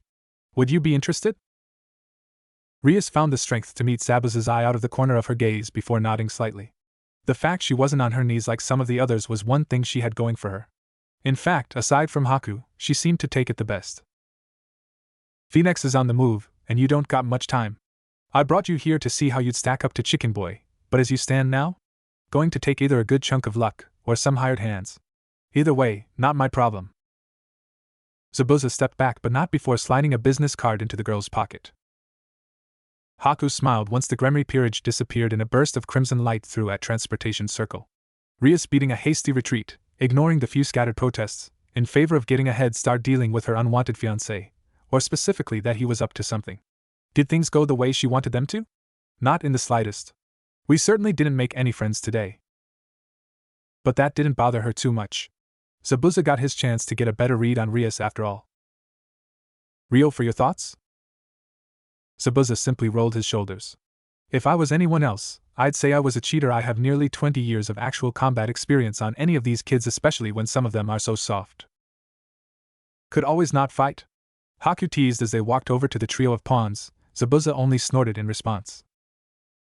And do what instead? I'm a devil, I'm expected to fight. But if I'm going to fight, I'm going to win, regardless of the methods. Besides, we got a goal to achieve. Haku only hummed in response, as she suppressed the hints of a blush at the memory of that dash. A warning would have been pleasant. Calawarner deadpanned as her new master finally came over to the group, followed by Haku. To his credit, Zabuza just raised an eyebrow as if to ask why he'd bother. Sir. Why'd you surrender? You were winning, and Rainier brushed herself off once her legs had solidified under her, only for Middle to cut her off. And you looked cool doing it. So calm and deadly. Like a knife just cutting through the chaos. Oh. What was that glowing stuff? Was it some spell we can learn? Can you teach it to me? Please, please, please? The petite blonde bounced around, looking up at Zabuza with eyes sparkling. Instead of a response, she got a hand on her head to hold her in place. Her response? Pretend as if the big, strong hands of her master were petting her in reward of a job well done, before they moved on to the main course. Rainier wiped away the small amount of drool that was starting to gather on her blonde friend's lower lip. Don't worry, Middled. All three of you have a chance to learn Senjutsu and more. When he's done with you, I'm sure you'll be able to take on anyone. Zabuza had to shake his head at Haku's absolute faith in him, even after dying. Haku, keep telling them I'm invincible and they might start to believe you. His gaze turned to Calawarner, Middlet and Rainier. Now, since Haku and I still have school to attend, grudgingly in my case, you will be alone here for most of the day. The girls seemed to perk up at that. But I will expect you to train for a respectable amount of time when you are home alone. I will be instructing you at nights, but during the day, what you do is your choice. Every week we will have a mandatory spare where I expect you to come at me with intent to kill, where I will judge your progress. If you are not meeting my expectations as individuals or a group, I will Throw us out like trash? Or simply kill us and take back the 6 pawns you wasted for someone worth your time? Kellwarner bit out, memories of being tossed aside by the fallen angels still fresh in her mind. Kellwarner. Zabuza leveled her with an impassive stare as a small circle appeared in his hand. With a small flash of light it turned into dull gray combat knife. The blade looked sharp enough to cut through bone with ease. Guess here is where my smart mouth gets me killed. The brunette thought with vindictive glee and a hint of dread at being proven right. With a flick of his wrist the knife spun in the air, only to land back in his hand, handle pointing towards her. Kellwarner. I will never admit to being an honest man. I am a liar, a killer and a demon, but I am also a selfish and greedy man. I do not let go of what is mine unless they want me to. Death itself hasn't stopped me yet. So when I say you, Rainier and Middlet are now mine, believe it. You are my pawns, parts of my peerage and people I want to stand by my side for so long as you are willing. Zabuza pushed the knife handle closer to her as the blade bit into his skin, drawing out a small line of blood from his palm. And I'll give you this knife as a contract, another deal with the devil, but this time, it's personal. If I betray you, if I ever attempt to throw you away, simply take that knife and kill me. I will not stop you, nor will Haku. You may think you are just a tool. Something I keep around only to be used, and that's fine, think whatever you wish. I won't force you to do anything other than fight by my side and train. But remember this. His grin outlined against the bandages as he finished. Tools in my care are treated with respect and care they deserve. Now come on. You 3 need to get washed up, and I have to cook? The last question addressed to Haku, who nodded, planning on joining the new additions in the bath. After all, it was big enough. And I've never really gotten the chance to do some proper feminine bonding in well ever. The Queen Peace chuckled at the thought of sizing up her competition. Kellwarner looked at the knife, her thumb gently running across the edge as she sat at the edge of her Zabuza's bed wrapped in only a towel. If she was in a complaining mood, she'd wish the piece of fabric was a tad larger, since her chest was threatening to spill out at just the mention of a light breeze. She was alone with her thoughts, something she was thankful for. Rainier had dragged Haku aside saying something about a personal question, while Middlet was just being herself, taking an extraordinary amount of time to enjoy every last second of hot water she could. So that left her, one of 3 fallen angels turned devil, a knife and a lot of questions she couldn't answer at the time, as most of them were about a master she knew little about, and her feelings for him. To her, it sounded like the start of a really bad joke. It was the promise that bothered her the most, or the look in his eyes as he promised her. Absolute certainty. Certain that he wouldn't betray her, or that even if he did, he'd lay down like a dog and take it. She needed more time. That's all she needed, time to watch and wait. Judge a man by their actions, and not by their words. For words are just winds, but actions shape the world. If she was any less tired, Kellwarner would have reprimanded herself for basing her life decisions off of some fortune cookie she had a month again as she threw on a fresh pair of clothes. But for now, she'd go with it. I don't like Zabuza or anything like that, but I also don't hate him either. Again. Rainier picked herself off the floor with a groan. Zabuza hadn't been lying when he said he'd beat them into shape. He was handing them ass-whoppings like candy on Halloween night, and she ate it up. The fact she had 30-pound weights attached to her wrists and ankles did nothing to help her. After all, is it wrong to want to please my master? A line of thought that had been becoming far more common in her mind than she expected. She settled back into the stance that was drilled into her head over the past week, making sure to wait for Zabuza's approval before she attacked. She found it unfair that her opponent had a knife, but that was the entire point of the exercise. Getting used to fighting an enemy who has every advantage. And what an unfair advantage it is! Rainier screamed in her own head as the short blade that had been causing her so much trouble today drew a thin line of blood on her neck before she managed to pull away. Zabuza swiftly followed, running through a set style of moves he taught the trio over the past few nights, watching as Rainier did her best to counter, getting a few scrapes and shallow cuts that'd be healed up before the session was over. Then he got mean. His training has based off 2 phrases. Evolution through fear, and twice as much blood as sweat. So when Rainier thought she'd won the exchange by catching his knife hand by the wrist, she got a little surprise. He dropped the knife and in one swift motion freed himself from his pawn's clutches with a jerk of his elbow that twisted his torso. Zabuza used the momentum he had to knock Rainier off her feet with a low leg sweep, before he grabbed the falling knife out of the air, kneeling down to gently hold it against her throat. In Rainier's mind, all she knew was that one moment she had won, the next Zabuza was straddling her, with a knife under her chin. Cheater. Don't think you've won until your opponent is dead, he chided, though Rainier found it hard to meet his gaze given the position. Zabuza had no such troubles. Yes, sir, was the weak reply as she pulled herself upright with Zabuza's offered hand. Your stance is getting better. Keep running through the drills during the day, and you'll have them mastered in a month. Rainier straightened out at the praise, holding her chin high. It was a rare thing in Grigori to be given a compliment by a higher-up, and usually it was followed by some veiled barb. Here the barbs were short and to the point. Wounds meant to toughen, followed by words of encouragement. The dark-haired pawn didn't know why, but she found the distinction important.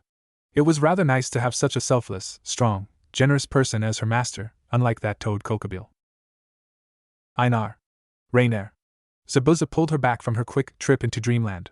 It didn't seem to affect her in combat, so he didn't mind too much, but he'd need to train her out of it in the event of ambushes. A soldier that isn't paying attention is a soldier that isn't going to make it through the fight. Yes, sir. Way to go, Rainier, now you made a fool of yourself. How will he ever trust you, if you can't even pay attention to training? I asked if you had any questions before I switch over to Middlet.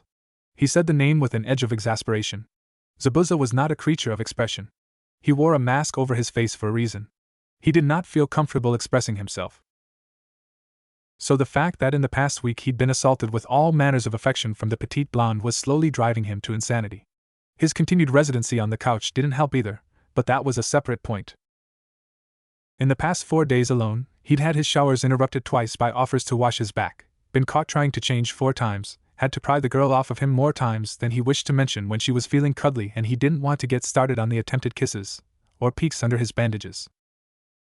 Middlet was a natural ninja in his mind, and if his concentration slipped for more than a few seconds she'd have appeared out of nowhere, fingers fumbling with the strips of cloth around his mouth, or his lips dangerous close to hers.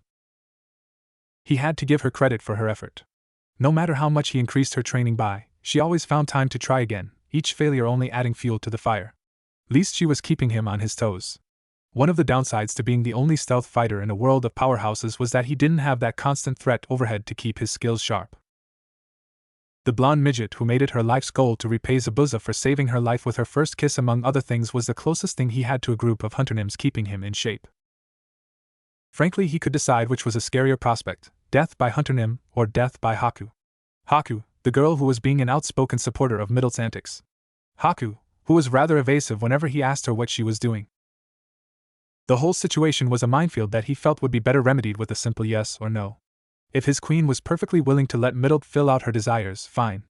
Zabuza would do it just to calm the girl down. He was a practical man after all. Kiss the girl, shut her up, move on with his life. But if the answer was no, he'd stick to his guns until the teasing had finished or Middlet gave up. He would be hard-pressed to say he loved Haku, just as he'd be hard-pressed to say he loved anyone in his life. He did, as much as a demon could, but years of emotional suppression do not just disappear completely, and saying it out loud to anyone other than himself or Haku herself seemed like exposing a weakness. So, he'd stay quiet and deal with constantly double-checking the lock on the bathroom door, possibly getting a deadbolt for the damn thing, as well as throwing Middlet out of his room from her various hiding places till things blew over. Unaware of her king's mental dispute, Rainier shook her head, resolving to get the sets down in 2 weeks to eke out another compliment. After all, Haku's advice was Zabuza values loyalty and hard work. And his rewards are generous. And if that little look she gave me meant anything, she approves of. Keep it up. Remember, there is no such thing as shitty steel, only poor swordsmiths. Whatever idiot was in charge of training you as fallen angels would have been charged with treason if I had a say in the matter. Sir, there wasn't any formal training among the Grigori, Rainier corrected Zabuza, who only sighed. The idiots call this a war. It's more like a bunch of petty slap fighting. The Leaf would have a field day with this sort of fighting. He mumbled under his breath before giving Rainier one last pat on the head to send her off. Now he got to deal with the blonde devil. Lovely. Haku was having the time of her life, as she instructed Kalawarner on how to properly throw Sinan. Things were going according to plan. She had 3 new friends to spend time with, and best of all, she had the perfect chance to let Zabuza stew. It was a rare thing to catch her partner off guard, but one thing she could always poke a little fun at is his newfound loyalty to her. So she'd give it another week or 2 of Middlet advances and his only slightly pleading looks for help, or her to do anything. But no. This was much too fun. Besides, Middlet gave her these cute little puppy eyes when she asked for her help. How could she say no to that? Haku crumbled like a wet paper bag. Anyways, she died as a virgin in her past life, so by her logic, the universe owed her at least twice as much sex as the average person. Sure, Zabuza had stamina for days, but natural curiosity and a need to see just how many women her partner could handle at once drove her to come up with a devious plan involving a certain shark-toothed swordsman and as many women as Haku could get on board. Haku. Calawarner dragged a reluctant Ice Queen back to reality from her visions of a little blonde with a tail and dog ears or a glorious orgy of flesh involving herself and any of the willing pawns. Haku filed both thoughts away for a birthday or Christmas present at a later date. Specifically her own. Yes? I don't think I'm doing it right, the tallest of the pawns muttered as she looked at the massive spread of her shots, only a third of which having hit the target. Practice. Anything can be achieved with enough practice. You are getting better though. Haku did her best to cheer the taller woman up, but she still had a look of hesitation. Besides, you could always ask Zabuza for some private training. I don't think I need that much help. Calawarner did her best to deadpan a response, but the tint of pink in her cheeks ruined the effect. Oh, alright, now come on.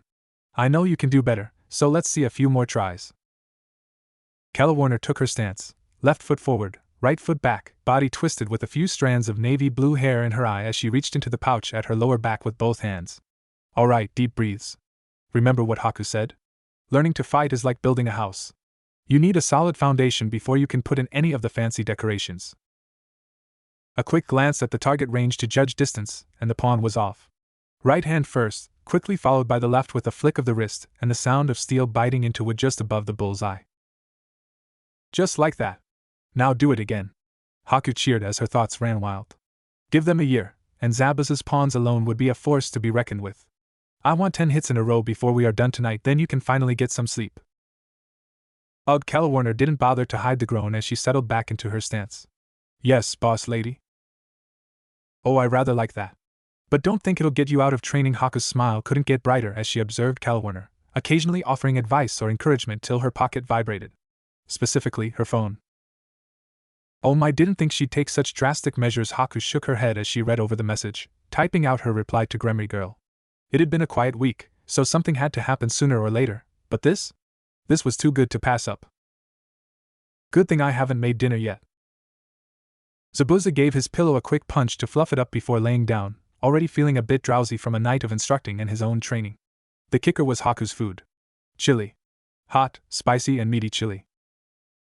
He had a love-hate relationship with spicy food. He enjoyed the taste, but it always made him drowsy and harder to focus if he ate it too close to bed, like he just did. It didn't bother him too much though. If anyone broke in, Haku could deal with them, and if she couldn't, the noise of a struggle would be more than enough to wake him up, spice-induced sleep or otherwise. So, with that in mind, he closed his eyes, adjusting the blanket on the couch one last time before he drifted off debating whether it'd be better to buy a new house or kick the girls out of his bed. Worry tomorrow, sleep now. Zabuza's dreamy, light voice was calling out to him, and he could feel the weight of someone straddling his waist. Zabuza, the voice called out again. Even if it's Haku, I'm throwing her upstairs. I've had enough of these mixed messages for one day. Zabuza, a third time the voice gently called to him as it shook his shoulder. Fine, I'm up. What? Zabuza removed the arm over his eyes as he let them briefly adjust to the light. Oh sweet, it's too goddamn early for this.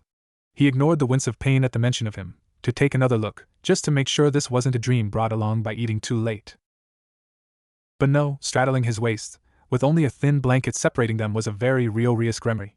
A very real, and very naked Rias Gremry, with a come-hither look on her face. That's it, I'm going back to sleep. And good night. Zabuza brought his arm back up, relishing in the familiar pressure before the darkness claimed him. Or so he hoped. Well, I certainly expected more. Rias looked down at Zabuza before she leaned down, whispering in a voice she hoped sounded seductive and alluring. It's rather rude to keep a lady waiting. Especially when she's so willing. It's also rude to break into another person's house before the sun is up just because I can survive with only 2 hours of sleep. A day doesn't mean I enjoy it, he shot back. So when a beautiful woman is laying on top of you, stark naked, begging you to take her then and there, your first response is to go back to sleep. Yes. Am I not good enough for you? Rias moved Zabuza's arms so he had to actually look at her. Guilt tripping him into having sex with her wasn't her preferred tactic, but after Greya shot down her attempt with Issei, the Gremry heir was starting to feel a bit desperate. Yes, now with all due disrespect, good night. Zabuza closed his eyes and attempted to block out the world. The girl's training with Senjutsu began tomorrow, and he wanted to be well rested for anything that might happen. That stung, but Rias was anything if not stubborn, so she began to kiss her way down his neck, praying that the magazine she read in advance would help. You know how much I'll owe you for this, right? How good we could feel together. You and me, getting all hot and sweaty. The things I could do to you. Or are you scared? When in doubt, poke the most dangerous and temperamental of beasts. The male ego. Zabuza cracked when I open at the barb.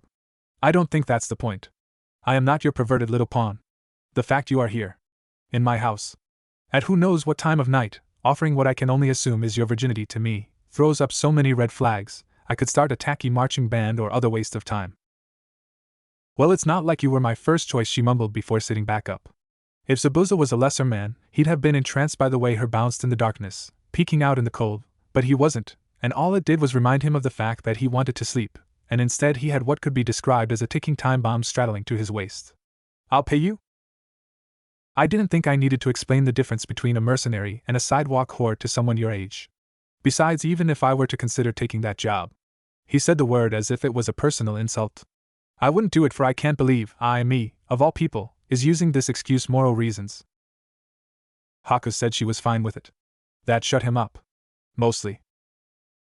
And I don't believe you. Rias shuffled off Zabuza's body, taking her time to stretch and show off as much of her body as possible to an uncaring Zabuza before she walked into the kitchen. She'd placed her phone on the counter just for this very situation. It took a moment, but she found the thread of messages she was looking for. And checkmate. Rias handed him the phone as she crossed her arms, propping up her chest. This whole thing was a blow to her pride, but she'd manage if it broke the contract. Still, would it kill him to at least pretend like he cares? Can I talk? Need help breaking my engagement? Sleep with someone so long as Zabuza agrees I have no issue? Well, there it was. All spelled out before him. It was certainly Haku's number. He'd been offered up on a silver platter so long as he consented. I'm really starting to hate you, Gremery, he sighed as he put the phone down onto the table. He could feel a headache coming on, the fact that Rias was back to sitting on him doing little to relieve him of it. Look. Why don't you just challenge him to a rating game for your freedom? Because he's a phoenix. Rias responded as if it was the most obvious thing in the world. I know how strong my peerage is. I trust Akino with my life. I know Kaneko and Kiba will throw themselves in front of a sword for me, but it's not a fight we could win without a miracle. So you have to go with the other option. I understand why you don't want to marry Riser. He's a prick, but why go to this extreme? Zabuza motioned to himself and a naked Rias at the mention of this with a free hand. You do realize that if word gets out we fucked, you aren't the only one who's going to get in shit. If anything, the Phoenix clan is going to be demanding my head on a pike. And while I wish to fight your brother, I'm going to do it on my terms. Terms that don't include him, enraged from making his little sister seem like a slut. He continued before glaring up at Rias. So, give me a reason. Why should I help you? Why should I go through the trouble? Why do you fight? Why should I give a damn? Because I'll pay you whatever you want, Rias yelped as Zabuza shifted, and faster than she could react, she was pinned to the couch with Zabuza looming over her, with a dangerous smile on his face. Since when did he have shark teeth? Not that he didn't pull them off with a dangerous and appealing aura, but something like serrated teeth aren't easily hidden. Zabuza ignored the sight of Rias struggling to get free, her wrist held in place above her head by just one of his hands. Wrong answer, women. Now, why don't you try again before I decide to stop playing nice? He leaned forward to whisper the next part, the shiver running down Rias's spine. More than enough petty vengeance for now. And a bit of advice for next time.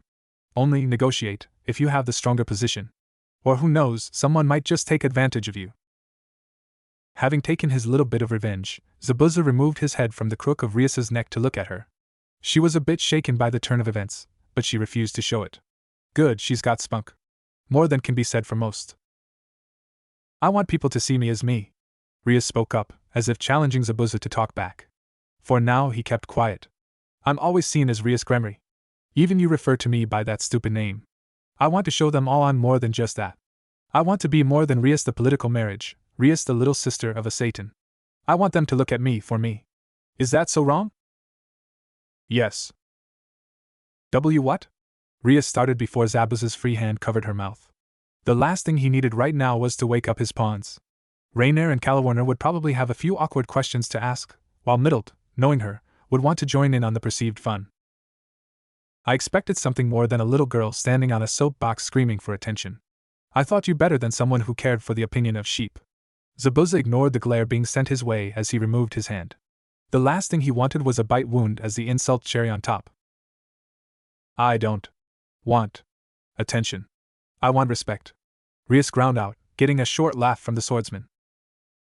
Then why are you here, begging for me to bend you over my counter and fuck you like a common tramp? Don't ask me for something stupid like that. If you are going to sell your soul to a demon, at least have the balls to ask for the power to choose your own destiny. Fine. Rias shot up in a quick burst of strength to get back on top, looking down on it a rather smug-looking devil. The image of an angry and naked woman with a glowing red spell Odum pointed at his face was far more appealing. What can I say?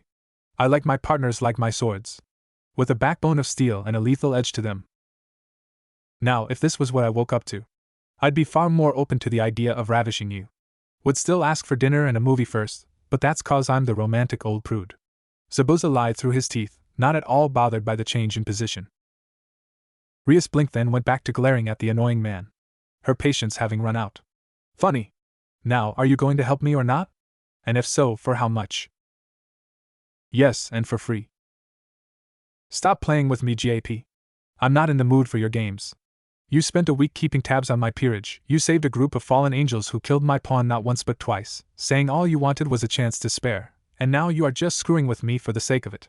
So, straight answer. Why are you helping me? Zabuza shrugged in disinterest.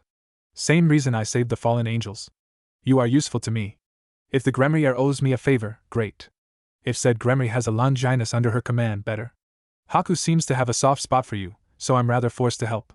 Or as I've said before, I have this annoying habit of picking up broken birds. Makes me a regular old saint. And if a certain perverted idiot so happens to disappear in battle one day, and Haku by some wacky and twisted quirk of fate picks up his sacred gear, well, terrible things happen to good people. Alright, well, Rias was at an impasse. She wasn't sure what to do next. Thankfully Zabuza did.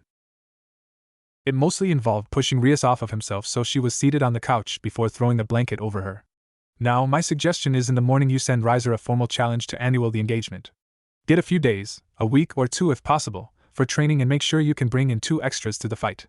Phoenix is enough of an arrogant bastard he'll probably accept, if not make something up that'll piss him off. Just don't tell him you lost your virginity. That's an entire can of worms I don't feel like opening. An annoyed immortal makes mistakes, an enraged one is a pain in the ass. Zabuza stood up to take the short walk over to the other couch before dropping onto it with a groan. You can sleep here if you want, or you can head home, just be sure to close the door. I don't care either way, but get some rest. You are not going to be enjoying the next few days, Gremry. With that said, Zabuza closed his eyes for the last time that night, only to be interrupted again by a quiet voice from across the room. Zabuza. What? This is just getting ridiculous. Thanks for helping. You can thank me by getting some damn sleep, or once we've actually won. So, good night, Rias. I would kill for my iPod right now. Rias looked at the sleeping swordsman, trying to figure out what was going through his head. Very little made sense right now, and she had this nagging feeling in the back of her mind that she was missing a few key pieces to the puzzle across from her. First was his attitude. One minute he's ready to kill me, the next he's offering me help. Second was his skill. Her tactical skills were screaming at her that he was hiding something, that for all that swagger and threats were something he could back up on a moment's notice, but she had no proof. Which brought her to the crux of the matter. Zabuza was an enigma. There were only 3 confirmed facts she could use when dealing with him. He was a recluse. Prior to attending the academy, any sighting of the GAP heir was a ghost story. Well, aside from one incident. The disappearance of an entire peerage. A human who was reincarnated into a devil. Managed to work his way through the ranks to high class and let the power get to his head. One of the Satans threw a party and in a rare show the GAP heir attended, accompanied by his new, solo piece. From there things got murky. Some say the reincarnated devil made some rather lewd overpasses to Haku, while others talked about Zabuza throwing the first punch. No one really knew. All Rias knew was that the reincarnated devil left the party with a broken nose while swearing to get revenge on a 12-year-old Zabuza for the embarrassment. And as cliché as it sounded, even in her mind, the devil with a broken nose was never heard from again. As if they never existed in the first place. Zabuza's words came back to her. If I had any hand in this, Issei's corpse would have been fish food for the past 4 days, and you'd have no idea I was even involved, much less that Issei was even dead. No, he'd simply fade into the mist. After all, I'm a professional. A rather chilling thought, still I'll keep an eye on him. Two people can play at whatever you're up to, GAP. And the fact he was a rather attractive man would simply make the observation that much sweeter. Not again, Zabuza groaned as he was overcome with a strange sense of déjà vu at the weight of someone straddling him. If it's Gremory, I'm killing her. Good morning. Haku smiled down at Zabuza as he cracked an eye open to glare at her. The fact she was at least wearing one of his t-shirts, instead of following Gremory's example, was a small blessing he was thankful for. Thank Kami for small mercies, he thought. You. Zabuza brought a hand up to massage the bridge of his nose as he collected his thoughts before putting it back down by his side. Are in a lot of trouble, Missy. Haku leaned forward, giving the newly awoken teen a chaste kiss with a playful smile. Oh? And are you going to punish me? She didn't pull back as she felt Zabuza's hands come up to give her bare ass a possessive squeeze. Yes. Now get dressed, get Gremory the fuck out of my house and tell the girls they have the day off. As he spoke, Zabuza traced one hand up Haku's spine, suppressing a smile as she shivered under his touch. Once his hand was behind her neck, he pulled her closer for a passionate kiss. They stayed connected for a few moments, Zabuza not letting Haku pull away as their tongues intertwined and battled for dominance in each other's mouth. Finally Zabuza let his queen go, smirking at her flushed face and breathless expression. You seem to be enjoying your punishment a little too much, he teased. I aim to please, sir. Haku grinned as she sat back up, not trusting herself to have the control necessary to stop if she went any further. Zabuza's orders come before personal pleasure. Good. Now up. I have to send the twins a message before you get a proper reprimand. He had to chuckle at the small pout Haku gave him, before he pushed her onto the couch. Don't look at me like that. You'll have my full attention for hours to come, Zabuza whispered in her ear. Tease Haku gave him one last peck on the cheek before standing up. As loath as she was to admit it, work came before pleasure. Now to find my damn phone, Zabuza thought as he cracked his neck. Middle, what are you doing? The small blonde ignored Calawarner, and her curious look as she continued to press her ear to the door of the only bedroom in the house, imagination going wild. This is far more important than talking to the hag. Curiosity piqued, the eldest pawn walked over towards the door, moving a strand of hair out of the way as she pressed against the cool wood. It took her a moment for her hearing to adjust to the quiet and muffled sounds, and took her even longer to figure out exactly what she was listening to. The pervert. In retrospect, the faint blush on Middle's face, and the fact they were standing outside Zabuza's locked room should have clued her in. WHWH. Calawarner started before Middle jumped up to silence her with a pair of hands firmly over her mouth. Right now, the blonde's greatest priority was allowing this to go uninterrupted. Shut your mouth. They are just getting to the good part. Middled whisper yelled at her peeping companion, blue eyes glaring up at the taller women who'd regained her composure. Mostly. Oh, how long have they been in there? Calawarner just had to ask as Middle slid back to the door.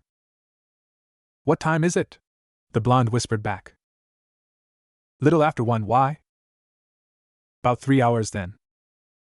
Calawarner blinked, caught between worry for Haku and a sense of jealousy that she did her best to smother with various curse words in her own mind. I am not jealous. Move over. It was Middle's turn to raise an eyebrow, not needing to voice the question. Because he is my master, and well, a girl wants to make sure he doesn't hurt himself.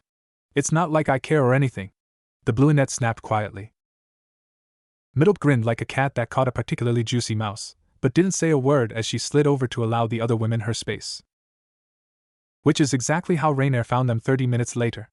She had the sense not to ask why her friends were standing outside Zabuza's room. Instead, she just knelt down to take a listen for herself, freezing with shock once she heard a particularly loud moan. So there they stood. The first out of a perverted sense of victory that her master wasn't wasting that perfect body of his with celibacy, and plots to make sure she had her turn. The second stayed locked in a mental debate with herself on what she was feeling, against what she should be feeling. The last of the trio just sat there blushing, listening and wishing she was on the other side of the door. Later, on their way to meet up with the Gremory peerage, Zabuza would wonder why Middle had the biggest grin on her face, while Calawarner and Rainier couldn't bring themselves to look him in the eye with their beet red faces, the number 6 seeming to be the current topic of discussion. Rias was rather happy with herself. She may not have managed to break her engagement, but she had a good feeling. It had taken her 4 encounters with the boy, but she could see something in his eyes. Something she and the rest of her peerage lacked. Not that the fact bothered her, since she enjoyed Kaneko as her quiet, snack-eating self. Or Akino as she teased, acting as the club's older sister. Issei as the adorable little pervert, or Kiba as a perfect gentleman. Even Asia, who joined them for such a short time, had worked her way into Rias's heart. So no, she would not want to see the spark of a soldier in their eyes. No, not a soldier. The glint was too wild, too chaotic for a professional soldier, but too cold and uncaring for a warrior like her cousin. Zabuza was an assassin in her mind. Which meant he was to be handled with care, since his loyalties went to the highest bidder. Yen for your thoughts, Prez? Aquino said, handing the redhead her tea, with a soft smile. She and the rest of the Occult Research Club had already been informed of both Rias's marriage situation, as well as Zabuza's involvement. To say Issei was not pleased was an understatement, but he accepted it grudgingly after a bit of convincing from Asia. That girl truly is a saint. The blonde had already seemed to forgive the fallen angels for not trying to kill her, but actually getting away with it. Rias just shrugged at her queen's question, looking over the quiet scene of her peerage relaxing in the clubroom. Kaneko munching on some snacks, Kiba reading, and her two newest additions happily chatting away on the other couch. Just wishing that GAP would show up. The more time she wasted meant the worse off her chances of breaking the engagement were. She'd sent the challenge first thing this morning, so it was only a matter of time that Riser sent his reply. As if summoned by her words, a glowing magical circle appeared in the clubroom. Finally. The Gremry heir thought with relief before it turned red, flames pouring out of it. Rias swore in her mind as Riser and his entire peerage appeared in her clubroom. Riser himself wore a look of such smug superiority that she wanted to vomit. He stepped forward, arms wide in that tacky red blazer of his. Rias! How lovely to see you. I just thought I'd drop by and congratulate you on pulling such a great practical joke on my father and I. It wasn't a joke, Riser. I'm not marrying you. 10 days from now, your peerage against mine. With a bit of outside help, of course. Rias smiled to herself as the smirk on Riser's face faltered. He must have actually thought it was a joke. Riser took a step forward with a chuckle, only for Kaneko and Kiba to block his path. You can stop playing now, Rias. It was funny the first time, and amusing the second time, but really. Why would anyone want to turn down me? The blonde threw back his head, in a pose he probably thought dramatic as the entirety of his peerage, -1, swooned on themselves. Asia held Issei back from punching the enemy of all poor men everywhere as the blonde continued. It's cute how you've always played hard to get, but don't worry. In a few weeks, even after this little play fight of yours, I'll be able to show you the pleasures of being a woman with a real man. You'd be a lovely addition to my harem. I'll even get rid of these pigs for you. Riser waved his hand over at a blank-faced Kiba and an irritated Issei. Who do you think you are, thinking you can just treat Prez's virginity like it's a damn Pokemon to be caught? Issei snapped, only to get the business end of a wooden staff in his throat from a girl with blue hair. Don't you dare talk to Lord Riser like that, you scum! Now Mira, don't worry. Riser came up to the girl's side, lifting her chin up to give her a rather impassioned kiss in full view for everyone to see. I can take care of swine myself. Wouldn't want you to dirty your hands with filth. The blonde turned to glare down at a coughing Issei. Well, scum, I hope you enjoy the last 5 seconds of your life. Insulting a high-class devil such as myself is punishable by death. Riser shot a ball of flame in the pawn's direction, only for it to be stopped by Kiba's interference, his blade absorbing the flicker heat. Riser! Those are members of my peerage. You will stop this instant or else. Rias threatened, even as she prayed for Zabuza's arrival to help even the odds. Yes, what Riser was doing would be frowned upon and punished, but in the long run it wouldn't ruin his engagement to her. Devil laws were rather sexist and unfair in some ways after all. Riser just shrugged as more flames appeared in his hands. In his mind he had 2 options. He could listen to Rias and back down. An action that just didn't sit well with him. He was a phoenix. He was immortal. He wasn't going to back down just cause some women told him to. The far more preferable option was kill off the pigs now. Would make things easier for this farce of a rating game, and it'd show Rias that he was serious about her. Yes. That works. Riser raised both hands with a wicked grin as more fire appeared. Sorry, Rias, I didn't hear you. You want me to burn them to a crisp? Happily. The spell had barely left his hand before Riser found his arms bound in chains. Chains in the shape of shuriken that connected 2 cloaked figures. Told you we had enough time to stop at McDonald's for a burger. The one on the left spoke in a metallic voice, the majority their faces obscured by a large black rebreather connected to a metal band over their forehead. The one on the right had a single horn attached to the center of his headband, while the one who spoke first had 2. You say as we barely arrive in time to protect the customer, said the second figure in a similarly mechanical voice, their tattered gray cloak covering up the entirety of their body, aside from the part slightly lift to show they each held one end of the chain as it dug into Riser's flesh. Boss would kill us if we lost one of the customers so early. Ah fuck, good point, well screw it. Everyone's safe, so what's the point of worrying? Aside from fried chicken boy here, the rest are small fries, man. Think boss will feed us after this. I'm starved for some reason. One horn motioned with his head to the Phoenix Peerage, who were chomping at the bit to attack the two idiots who dared raise their hand against their master. Riser for his part just kept his look of smug superiority up, laughing internally at the foolishness of thinking they could beat him. How am I to know? Focus on the job. Boss said he'd be running late since Haku needed to be punished. His words, not mine.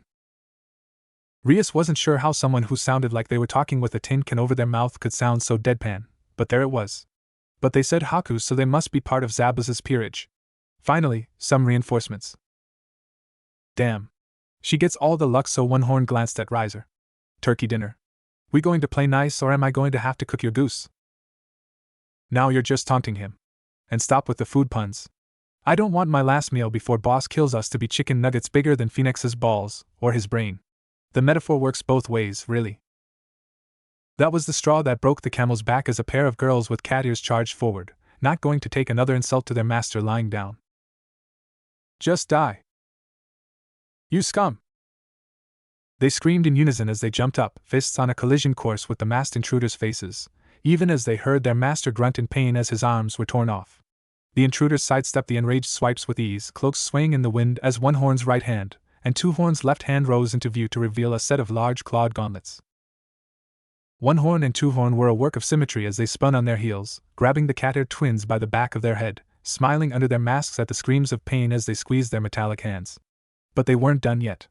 Their master had taught them long ago that if you were going to give someone a warning, it was always best to go overboard, rather than have it fall flat. So Riser could only watch as he got his fire ready to immolate the intruders into the afterlife as they charged each other, still with a firm grip on his pawn's head. The sound they made as the cat girls' faces were smashed together were something he'd remember for days to come. Next, the masked duo said in unison as they unceremoniously tossed the unconscious pair of girls to the floor like a set of used rags. They didn't even blink at the blood that was soaking into the carpet as it leaked out of what remained of the girls' noses. No. No, next. This foolishness stops now. A new voice spoke up. Calm, cold and familiar to Riser and Rias. Riser. You will take your peerage and leave. Any more of your foolishness, and I will be forced to inform your father. Riser just glared at the silver-haired woman as Graphia turned her attention to the cloaked figures.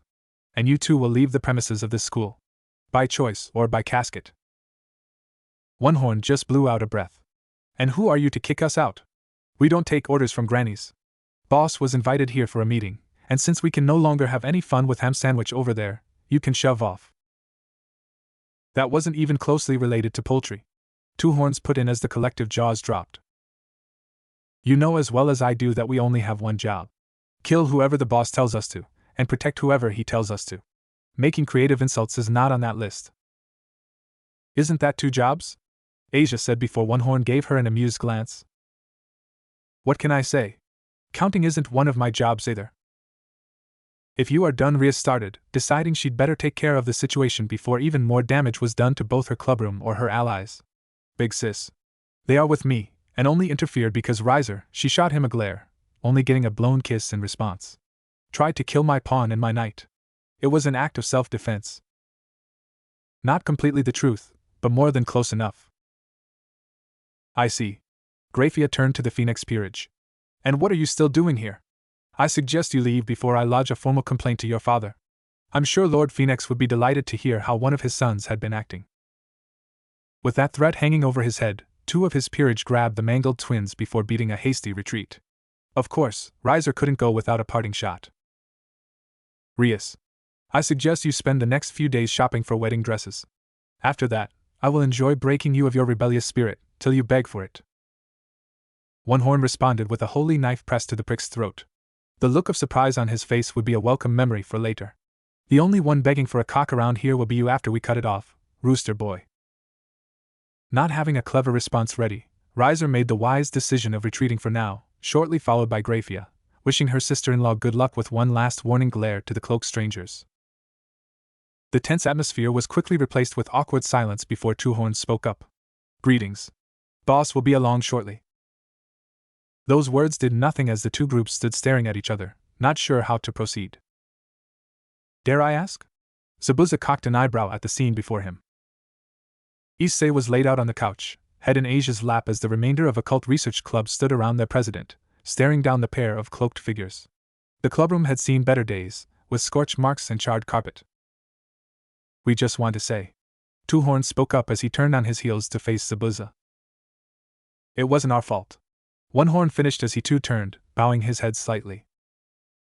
Rias watched as her fellow king nodded, tossing a paper bag to Two Horn, while holding out a McDonald's drink to One Horn, who took it with a small thank you. Eventually he turned to look at the redhead.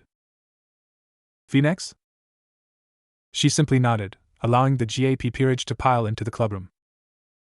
What's up with them? Rias wondered as she noticed Zabuza's 3 pawns seemed unwilling to meet his gaze, and were doing their best to imitate the color of her hair. Haku won't be joining us? Akino asked, curious as the noticeable absence of the queen piece. If anything, the 3 pawns' faces grew even brighter, with Middle bursting into a fit of giggles. Warner stopped her with a quick smack to the back of her head. Haku. Zabuza began as he took his seat in the center of the couch, One Horn and Two Horn not even hesitating to take the place by his side. Is Two. He chose his words carefully, as Akino enjoyed the rising blush on the trio's face. Tired to attend. Besides, if in the event Phoenix was stupid enough to attack me, I have these 2 idiots to deal with, morons like him, he said as he stretched his arms out to rest on the couch. See, told you he loves us, Two Horn said as he looked through the bag like it held untold treasures. The constant insults and abuse just prove it. The smirk could be heard in One Horn's altered voice as he snuggled up close to the uniform-wearing assassin, drawing the jealousy of not 1, not 2 but 3 former angels. Boss is such a tsundere. Agreed. Probably left Haku in a pile of pleased mush. Boss will also kick you 2 smart mouths out on the street for the night if he hears another wisecrack. You 2 are almost as bad as Haku. Zabuza let out a long-suffering sigh as he gave the twins a half-hearted glare. In response, they just took off their rebreathers to enjoy their snack. Middle hid a giggle behind a discreet cough, as the former angels took their seats on the couch. Rainier and Warner sat next to One Horn and Two Horn respectively, while Middle was pushed to the floor for trying to sit in Zabuza's lap. The Occult Research Club's reactions to the conversation was mixed. Rias ignored the chatter, anxious to get down to business. Asia was too busy fussing over Issei to care, while the pawn did his best to not think about a naked Haku. He didn't have any definitive proof of what Zabuza would do to him if he allowed his mind to wander, but it wasn't going to be something as easily walked off as the beatings from the Kendo Club. Kiba kept up his polite smile, as Akino seemed to be bouncing in place wanting to hear some dirty details. Kaneko just stared at the cloaked twins, watching them with interest. Sundra the twins said in their distorted tone before Two Horns started picking at the fries, while One Horn drank the shake. And you are late because you stopped for lunch? Rias asked, her tone laced with ice. Zabuza just shrugged it off. Blame it on the poor service industry. Zabuza shrugged off the reprimand with ease. But enough screwing around. Time to talk business. Without introducing us to your companions? Kiba asked. Gozu. One Horn raised a hand in greeting at Zabuza's clipped introduction. And Meizu. Two Horn flipped Kiba off with his free hand as he continued to snack, prompting a small smack to the back of his head from Zabuza. Be polite. They are customers. Or in other words, suckers. Zabuza thought with a hidden smirk. Getting soft there, boss. That one barely even stunned Meizu was cut off by a second smack, as Gozu quietly drank his shake. At least Gozu was wise enough to keep quiet and listen to orders the first time. If you are done? Rias was starting to wish that Zabuza's subordinates were as professional as the man himself. Now. How long do we have until the match? Where are we training? And finally, we have to talk payment. I was under the impression that we'd already discussed payment. Rias could feel her face heating up as memories of the last night came back to her, only to fight the embarrassment back down. Yes, we did. But I have an alteration to the terms. I help you win. I get my payment, and fate willing, that is the end of our business together. We go back to being nothing more than classmates for a week or two, till something else happens to force our interaction. You make it sound as if we're stuck with each other. Rias thought the reworking of the agreement over for a moment. So far all of Zabuza's requests had been weird but fair. The least I can do is hear him out. What do you want as payment? She realized she'd walked into a trap the moment she met his eyes. They'd gone from relaxed to the cold, calculating look that so unnerved her. Zabuza cracked his neck as he leaned forward to stare into Rias's eyes. Two small things. Nothing expensive, or even time-consuming. You are friends with Sona Citri, correct? Rias just nodded, not sure what her childhood friend had to do with anything. Then for the first payment, I want you to talk to her about her sister. Find out as much as you can about Serafal and her peerage. Nothing special. I don't want techniques or weaknesses. I just want names, favorite food, regular hangouts, anything that you are willing to give. And if she isn't willing to give me those details?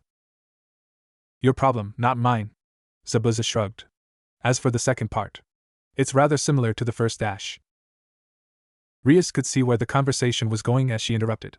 You want details on my brother's peerage as well, don't you? The redhead couldn't see the actual smile, but she knew it was there under the scarf. Yes. That is my price. Rather reasonable, don't you think? A bit of info for a fan of Satan Pink and Satan Red and you get your freedom. And if I refuse? Then I'll enjoy the chance to buy Haku and the rest of my peerage some new formal wear. I've never been to a wedding before, but I hear they are quite fun. Zabuza's thoughts echoed her own. Without his assistance she was doomed. Fine. Rias said with a sigh, cursing herself, Zabuza and in particular Razor for forcing her into this position. At least Big Brother is strong enough that giving a few things away won't make too much of a difference. As for Sona, I'll talk to her tonight. There was something in the back of her mind that was screaming at her. That from the start all Zabuza had been asking for was seemingly inconsequential bits and pieces, was just so suspicious, she couldn't get a read on his intentions. Zabuza leaned back on the couch. Good, now what is your plan? Why must these packs be so heavy? Middle whined as she struggled up the mountain path. The Occult Research Club had arrived the day before to get a head start on their training, while the GAP peerage by Zabuza's order took a day off to regroup and rest. After all, in his own words, the only one who'd be enjoying the next 13 days would be him. The damn muscle-bound sadist, the petite blonde thought as she put one foot in front of the other to make her way forward. This thing's as heavy as Rainer's fat, as she'd barely made it another 10 steps before the next complaint spilled out, a bit louder than intended. Better my perfect ass than your washboard of a chest. Rainer shot back. The girls had come a good distance under Zabuza's training regiment, but climbing a mountain in the hot sun, wearing not only the arm and leg weights, but with packs filled with what might as well be bricks, they were quickly going from tired to exhausted. Even Calawarner, the unofficial muscle of the trio, was starting to wish they could just fly to the rented house, instead taking the hike. The bickering between her fellow pawns did little to improve her mood. She had kept her mouth shut for the past 2 days, since saying anything might bring her grievances with this plan out into the air. She had to remind herself that she was just a pawn, and regardless of what she thought, Zabuza made the decisions.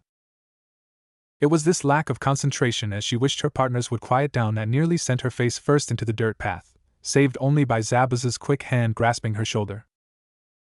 With an embarrassed flush, Calawarner righted herself and turned to thank her king, but he beat her to the punch. Rainer middled. Zabuza called out to the pair that had gotten slightly ahead. Both stopped as soon as they heard their names in Zabuza's deep tone. Drop the packs, and run along ahead with Haku. You are no use to me, half dead from heat stroke on the first day. He commanded just loud enough for them to hear. Without any more instructions needed, the two pawns tossed their packs to the ground and took off with a smiling Haku. So Boss Calawarner started, not sure what to say as they walked in silence. Gozu and Meizu had disappeared in the morning, Zabuza having given them their orders. Now she was stuck. Zabuza. Pardon? Only the idiots call me boss. So just Zabuza is fine. More awkward silence followed, as Zabuza tossed the discarded packs over his shoulder. At his outstretched hand, Calawarner gave hers over as well. She wasn't going to complain, but the lack of weight on her back was definitely an improvement. It was, after all, the first time she'd ever spent with Zabuza by herself. Normally they were training, or had Rainer or Middlet, at the very least Haku, to hide behind. Bo Zabuza. Can I ask you a question? Calawarner gathered up her courage after the awkward silence began to get on her nerves. I believe you already did, but seeing as we got nothing else to do. Zabuza shrugged, though in the back of Calawarner's mind she noticed the ease with which he carried the packs. Thinking about his rippling torso can wait for later. Wait, why would I be thinking about it? No, wait, shut up me? The navy-haired pawn chided herself. Why are we helping Gremory and her peerage? Especially after Calawarner trailed off at the end, not needing to complete the sentence for Zabuza to know what she was talking about. Simple. They have information I want, and it's a good chance for my debut. Zabuza said with disinterest, though he kept his attention on Calawarner in the corner of his eye. Debut? The info I can understand, but a debut? Calawarner, prior to coming to the human world, I was a notorious recluse who barely left his family home. Very few devils know anything about me besides my name, and the rumor that I didn't inherit the GAP bloodline. I'm rather proud I've managed to keep the information to myself for so long. Zabuza chuckled at Calawarner's look of confusion. I plan on using this fight to show them that I am not something to be ignored. Still doesn't explain why we are basically giving people who'd already tried to kill us another knife to do so, she mumbled, only to feel Zabuza's hand on her shoulder, stopping the pair in their tracks. Calawarner. She frozen under his gaze. In the future, if you have any misgivings, just tell me. For us to work properly, we need to trust each other, and that won't happen if you are scared to talk to me. As for giving Gremory a weapon to stab us with later, I don't think that'll be a problem. She's too soft. Unless we betray her first, we'll be fine. It's the sun, the heat. Nothing else. You are not blushing. You do not like him. He's your boss, nothing more.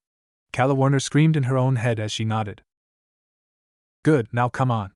The others are probably wondering where we are.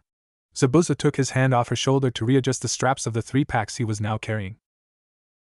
Inadvertently, the thought of Zabuza carrying her pack brought her back to memories of her king walking around shirtless, and so the pair continued on in silence, one of them contemplating the best way to humiliate Phoenix, while the other did her best to not imagine herself being cuddled up against Zabuza's broad chest.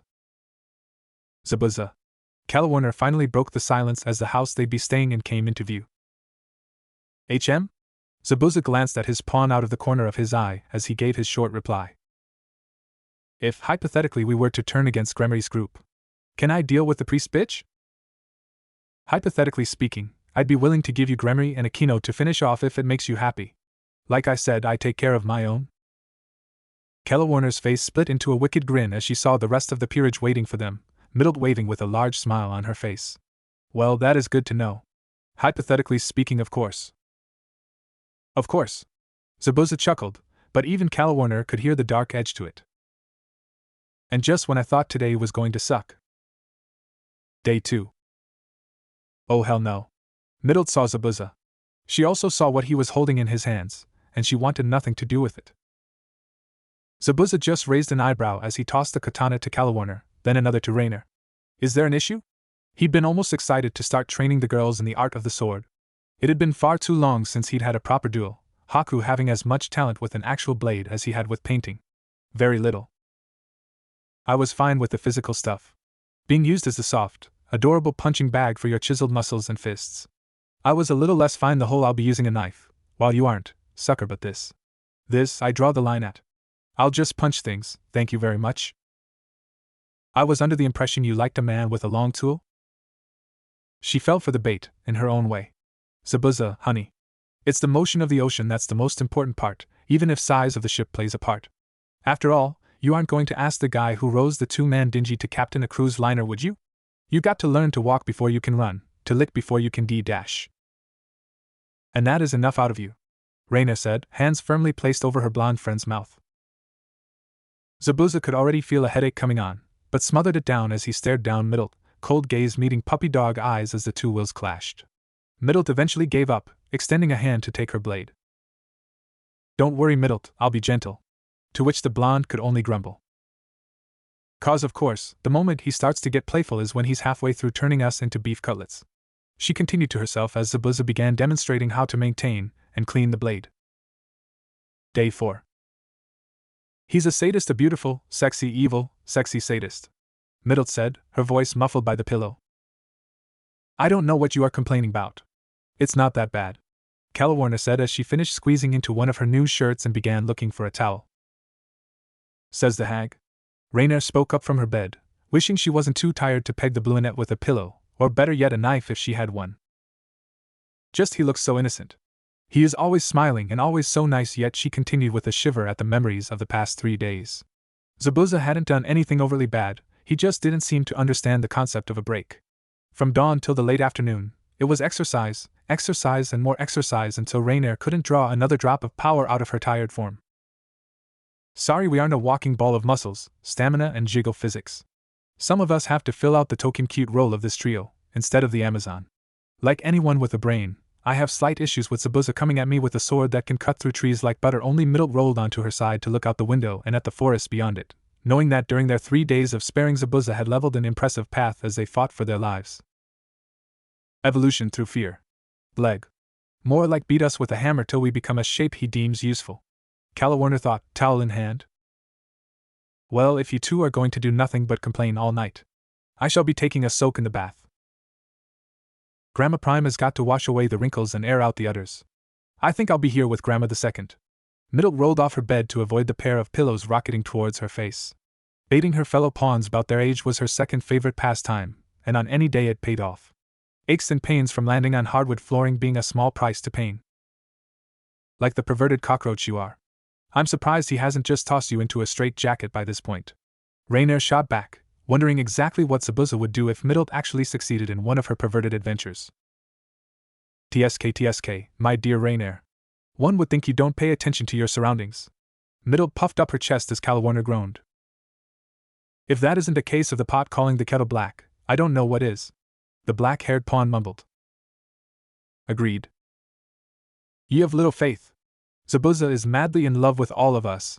Me mostly, but I'm sure you fit in here somewhere. Middle waggled her finger at her fellow pawn's look of disbelief. Neither Calawarner nor Rainier spoke for the next few moments as their minds tried to process the statement that had just been put forward. It was Calawarner who broke the silence first. I would kill for 5 minutes inside your head, just to see how the hell you came to that conclusion. Please. You just need one last little revelation before it all makes sense. And you need some serious help. I think Zabuza missed a few pieces after the Gremory bitch blew you up. Rainier shook her head, not willing to work herself up to the possibility. Just hear me out here. It's about the mystery twins. Middle threw in, hoping their curiosity would win them over. Eventually Rainier did speak, voice muffled through the pillow she was trying to get comfortable with. What about them? Don't care. A rather clipped response, even for Calawarner. I'm just saying. How long have we been with Zabuza? A couple weeks. Calawarner's eyes narrowed on the blonde, hoping she'd get to the point soon so she could have a bath. And how long do you think the twins have been with him? Rainier shrugged in unison with Calawarner. Exactly. We don't know. But what we do know is this. How easy do you think I'd be for you and Zabuza to walk into a tense situation and banter like nothing ever happened? Middle took their continued silence as an answer. So, 2 possibilities exist. The first, and least likely option is that they are simply like that and Zabuza has adapted with the flow to suit the conversational needs of 2 pawns. Or, they have been with him so long that trading insults and tough love has become their usual form of conversation. After all, what did they call Zabuza? Boss? Rainier supplied. Wrong. A typical nickname, of little importance. It's impersonal while denoting a level of respect and loyalty, but still of little importance. The word you are looking for is tsundere. We care about your manga archetypes. Why? Calawarner could already feel the headache coming on. Because it fits. Like a muscle shirt over those rippling muscles of his. Look at any interaction between him and Haku. Cold fondness is the best way to describe what we've actually seen of his relationship with Sis. But Haku around Zabuza? Old married couple? Rainier felt she'd been reduced to one-word answers as Middle's wild conclusions had spun out of her and Calawarner's control. The worst part being she was finally starting to talk some sense. Smitten. Love-struck puppy smitten. We all saw how she reacted to the perverted monkey when he tried to hit Zabuza. He could have dodged. Hell, any of us could have dodged that punch. But no, it was all stunned silence and the creaking of strained wrist bones. No hesitation in her actions. Middle began to pace as Calawarner finally succumbed to the urge to pinch the bridge of her nose. A regular Mr. Jane you are. And this relates to our supposed feelings how? Calawarner asked. Because how has he reacted to any type of attention we've shown him? When either of you try to get in close, give him a peek or try and flirt. No looking coy. I'm not stupid. Rainier's had it written across her face since day one, and you're in just as deep, Calawarner. Least I've had the balls to actively go after the beefcake. The only difference between you two is how far along in denial you are. Both girls refused to dignify that with a response, even if the scarlet cheeks told Middle all she needed to know. Same coldness that Haku normally gets would be the correct answer. The only difference is that we have yet to know him long enough for him to be comfortable around him. If only he was more willing to spend some personal time together. A little skinship would do wonders. Crying shame, that's what it is. Calawarner succeeded, in her own mind at least, in keeping her voice level and sarcastic, as she internally agreed with Middle's conclusion. After all, it was only proper for her to want to develop a closer relationship with her new boss. Pure professionalism. Nothing more. Truly. Rainier didn't even bother to hide her edge of disappointment as her mind rapidly started spinning small tales and fantasies that more often than not ended with her and a certain spiky-haired swordsman together in the shower or the kitchen, or the bed, or bad Rainier. Focus on the current task. But what about Haku? What about her? Middle flopped back onto her bed. What would she do if she thought we were going to steal Zabuza from her? Remove us, most likely. Middle joked before she started to dwell on the possibility. The three of them had done more training in the past few days than the last few years combined, but none of them had seen what Haku was capable of. It seemed she wasn't the only one as the dawning look overtook Calwarner, and Rainier as well. I wouldn't do something so drastic. You may lose an eye or a limb if you go too far, but I'd be more than happy to let you live. Haku was thankful that it took specialized training for devils, reincarnated or not, to reach a decibel able to shatter glass. Later, the girls would remark upon how quickly a daydream can descend into a nightmare dressed in a fluffy blue bathrobe as that one quiet declaration dragged them out of their purely professional musings and shameless fantasies. Good to see all of you in such high spirits. To Haku's delight, and not so hidden amusement, the trio looked flushed, unable to meet her eye, like children who barely escaped getting caught with their hands in a rather naughty cookie jar. I was looking for someone to play cards with, but am I interrupting something? She asked, letting her eyes dart between Calwarner and Rainier as Middle tried to look casual. And no, we weren't. Haku. Hi, I'm well. We were dash. Sis, how nice to see you. How long have you been there? Oh, not long. Though I do agree with you about the denial. It is rather obvious, Haku said as she took a seat next to Middle. Though, if I am the topic of conversation, I'd be happy to join in to avoid confusion. Well, we want a piece of the Zabuza pie. Middle put forth, subtlety be damned. Haku blinked before chuckling. And? We were worried that you might not be so accepting of our feelings. We know you have been supportive of Middle's teasing, but a definitive answer would certainly help. Rainier's tone was one normally reserved for an underling dealing with their temperamental boss, thinking it was best to play things safe. I was wondering when this was going to come up. Haku let the girls sweat for a moment, as she appeared to ponder the decision. I suppose I am willing to share. If Zabuza is willing to have you, I will be more than happy to include you in our personal time. Though, do keep in mind. In the interest of fairness, you'll have to accept that Zabuza may include more than just the four of us. Possibly at the same time. The angels shared a look, wondering if they heard right, before glancing en masse at Haku, to which her only response was a wink and playful smirk. Well, most certainly a generous offer, sis. Middle coughed, for once the only one visibly red in the face as her friends nodded in quiet agreement, taking a sudden interest in the floor. Excellent. Now, anyone for a game of cards? Well, that was rather anticlimactic, Middle said, as she began getting dressed for bed. I prefer anticlimax to having to constantly watch our step around Haku. Agreed, Calwarner said, setting her hair brushed down before lying down. Middle could only shrug before flopping into her bed stark naked. She'd expected tension, love triangles, teasing and the whole plethora of drama from the situation. Instead she was given the green light and more. How clear-cut communication of interest, who'd have thought. It would be a pleasant thought to fall asleep to. Day 9. It has to be something in the water. That was the only explanation he had at this time. Zabuza wasn't thick. He could take a hint, especially when they were being broadcast with as much subtlety as a chidori to the face. Calwarner's state of dress or lack thereof, along with Rainier's insistence on stretching whenever possible, and the less said about Middle the better. He was a hair's edge away from barring his windows and warding his entire room. What had changed in the last 5 days to make them all so touchy? The worst part is, if anyone came to me complaining about having a similar problem, I'd have throttled them. But no, his loyalty to Haku was worth more than his own personal convenience. He just hoped he found a way to resolve things without hurting the girls, or more importantly damaging their potential. Here you go, boss. Just what he needed. A distraction from the sudden invasion of women in his life. Boom, do you love us or do you love us? The twins said with a smirk hidden behind their masks as they dropped a short stack of papers at the foot of Zabuza's pool chair. You want an honest answer? Zabuza said, reaching forward to leaf through the pages. It felt good to bask in the sun, with nothing more than swimming shorts and his usual bandages on, but then his eternal left and right hand came with business to attend to. Nope. They chorused before taking a seat in the chair beside their boss, seemingly unperturbed by the heat in their full-body cloaks and rebreathers. We prefer to keep the fantasy alive as long as possible, Goza said, glancing across the pool to see Haku and their fellow pawns enjoying the time off.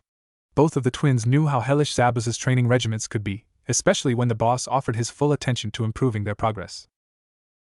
Still, the girls didn't look too bad. A patchwork of scrapes, cuts and bruises stood out in a way that was almost nostalgic to the younger twin. They had sported a similar set when they first started working with Zabuza. Just meant that they were taking the training seriously. Yeah. An honest answer might break our fragile little hearts.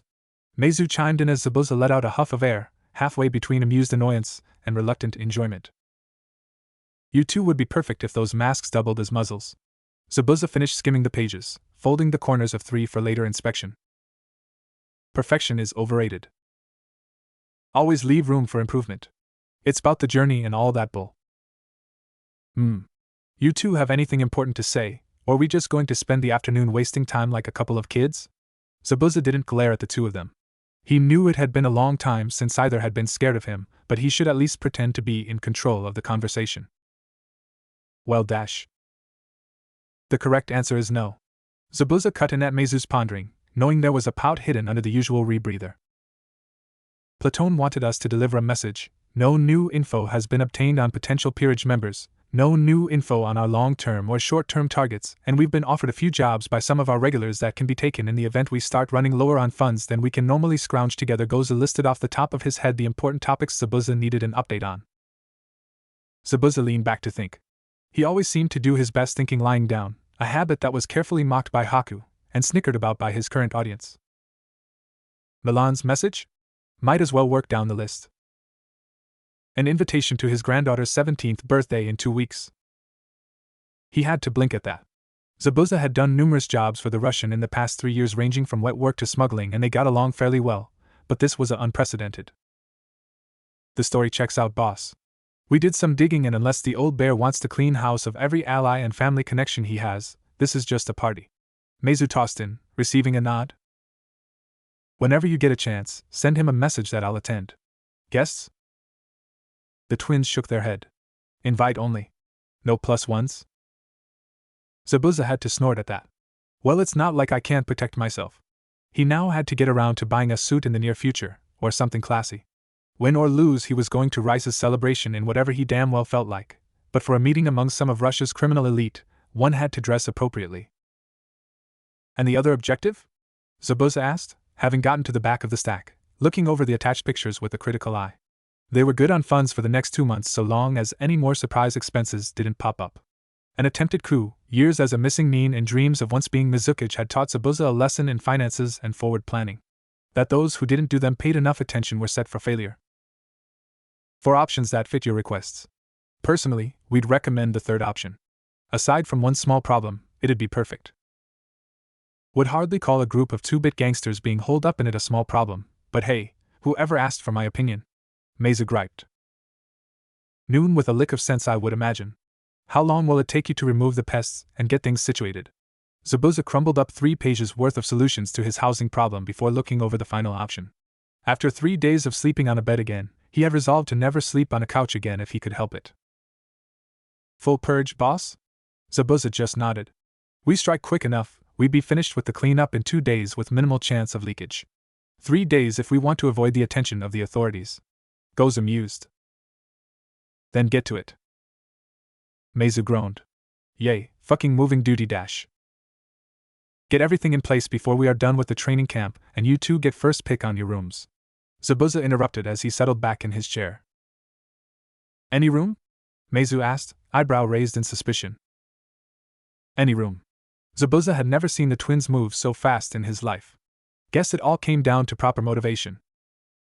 Rainier had to wonder if there was such a thing as a pleasant pain. If so, she was feeling it right now as she stared up at the sky, lying on her back in the pool as Middle sat by the poolside with Haku. The past 6 days had been grueling on both her pride and her body. The latter was only held together by the liberal amounts of healing magic Zabuza used during the spares, while the former had taken a back seat to her growing sensibility.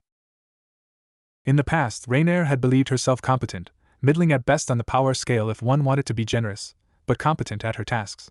She'd survived what counted as basic training for the fallen angel. A 1-hour spare against an opponent chosen for you.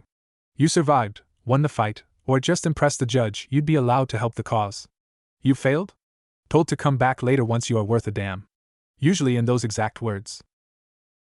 Training was a foreign concept to her, and one she had mixed feeling about. She could feel herself getting stronger. See each movement executed with subtly increasing precision and strength at each repetition. It was invigorating in its own way, and even if she felt like hell afterwards, it was worth it. If not to see that quiet bit of approval in Zabaz's eye as one of his kicks were blocked, or a punch dodged, it was worth it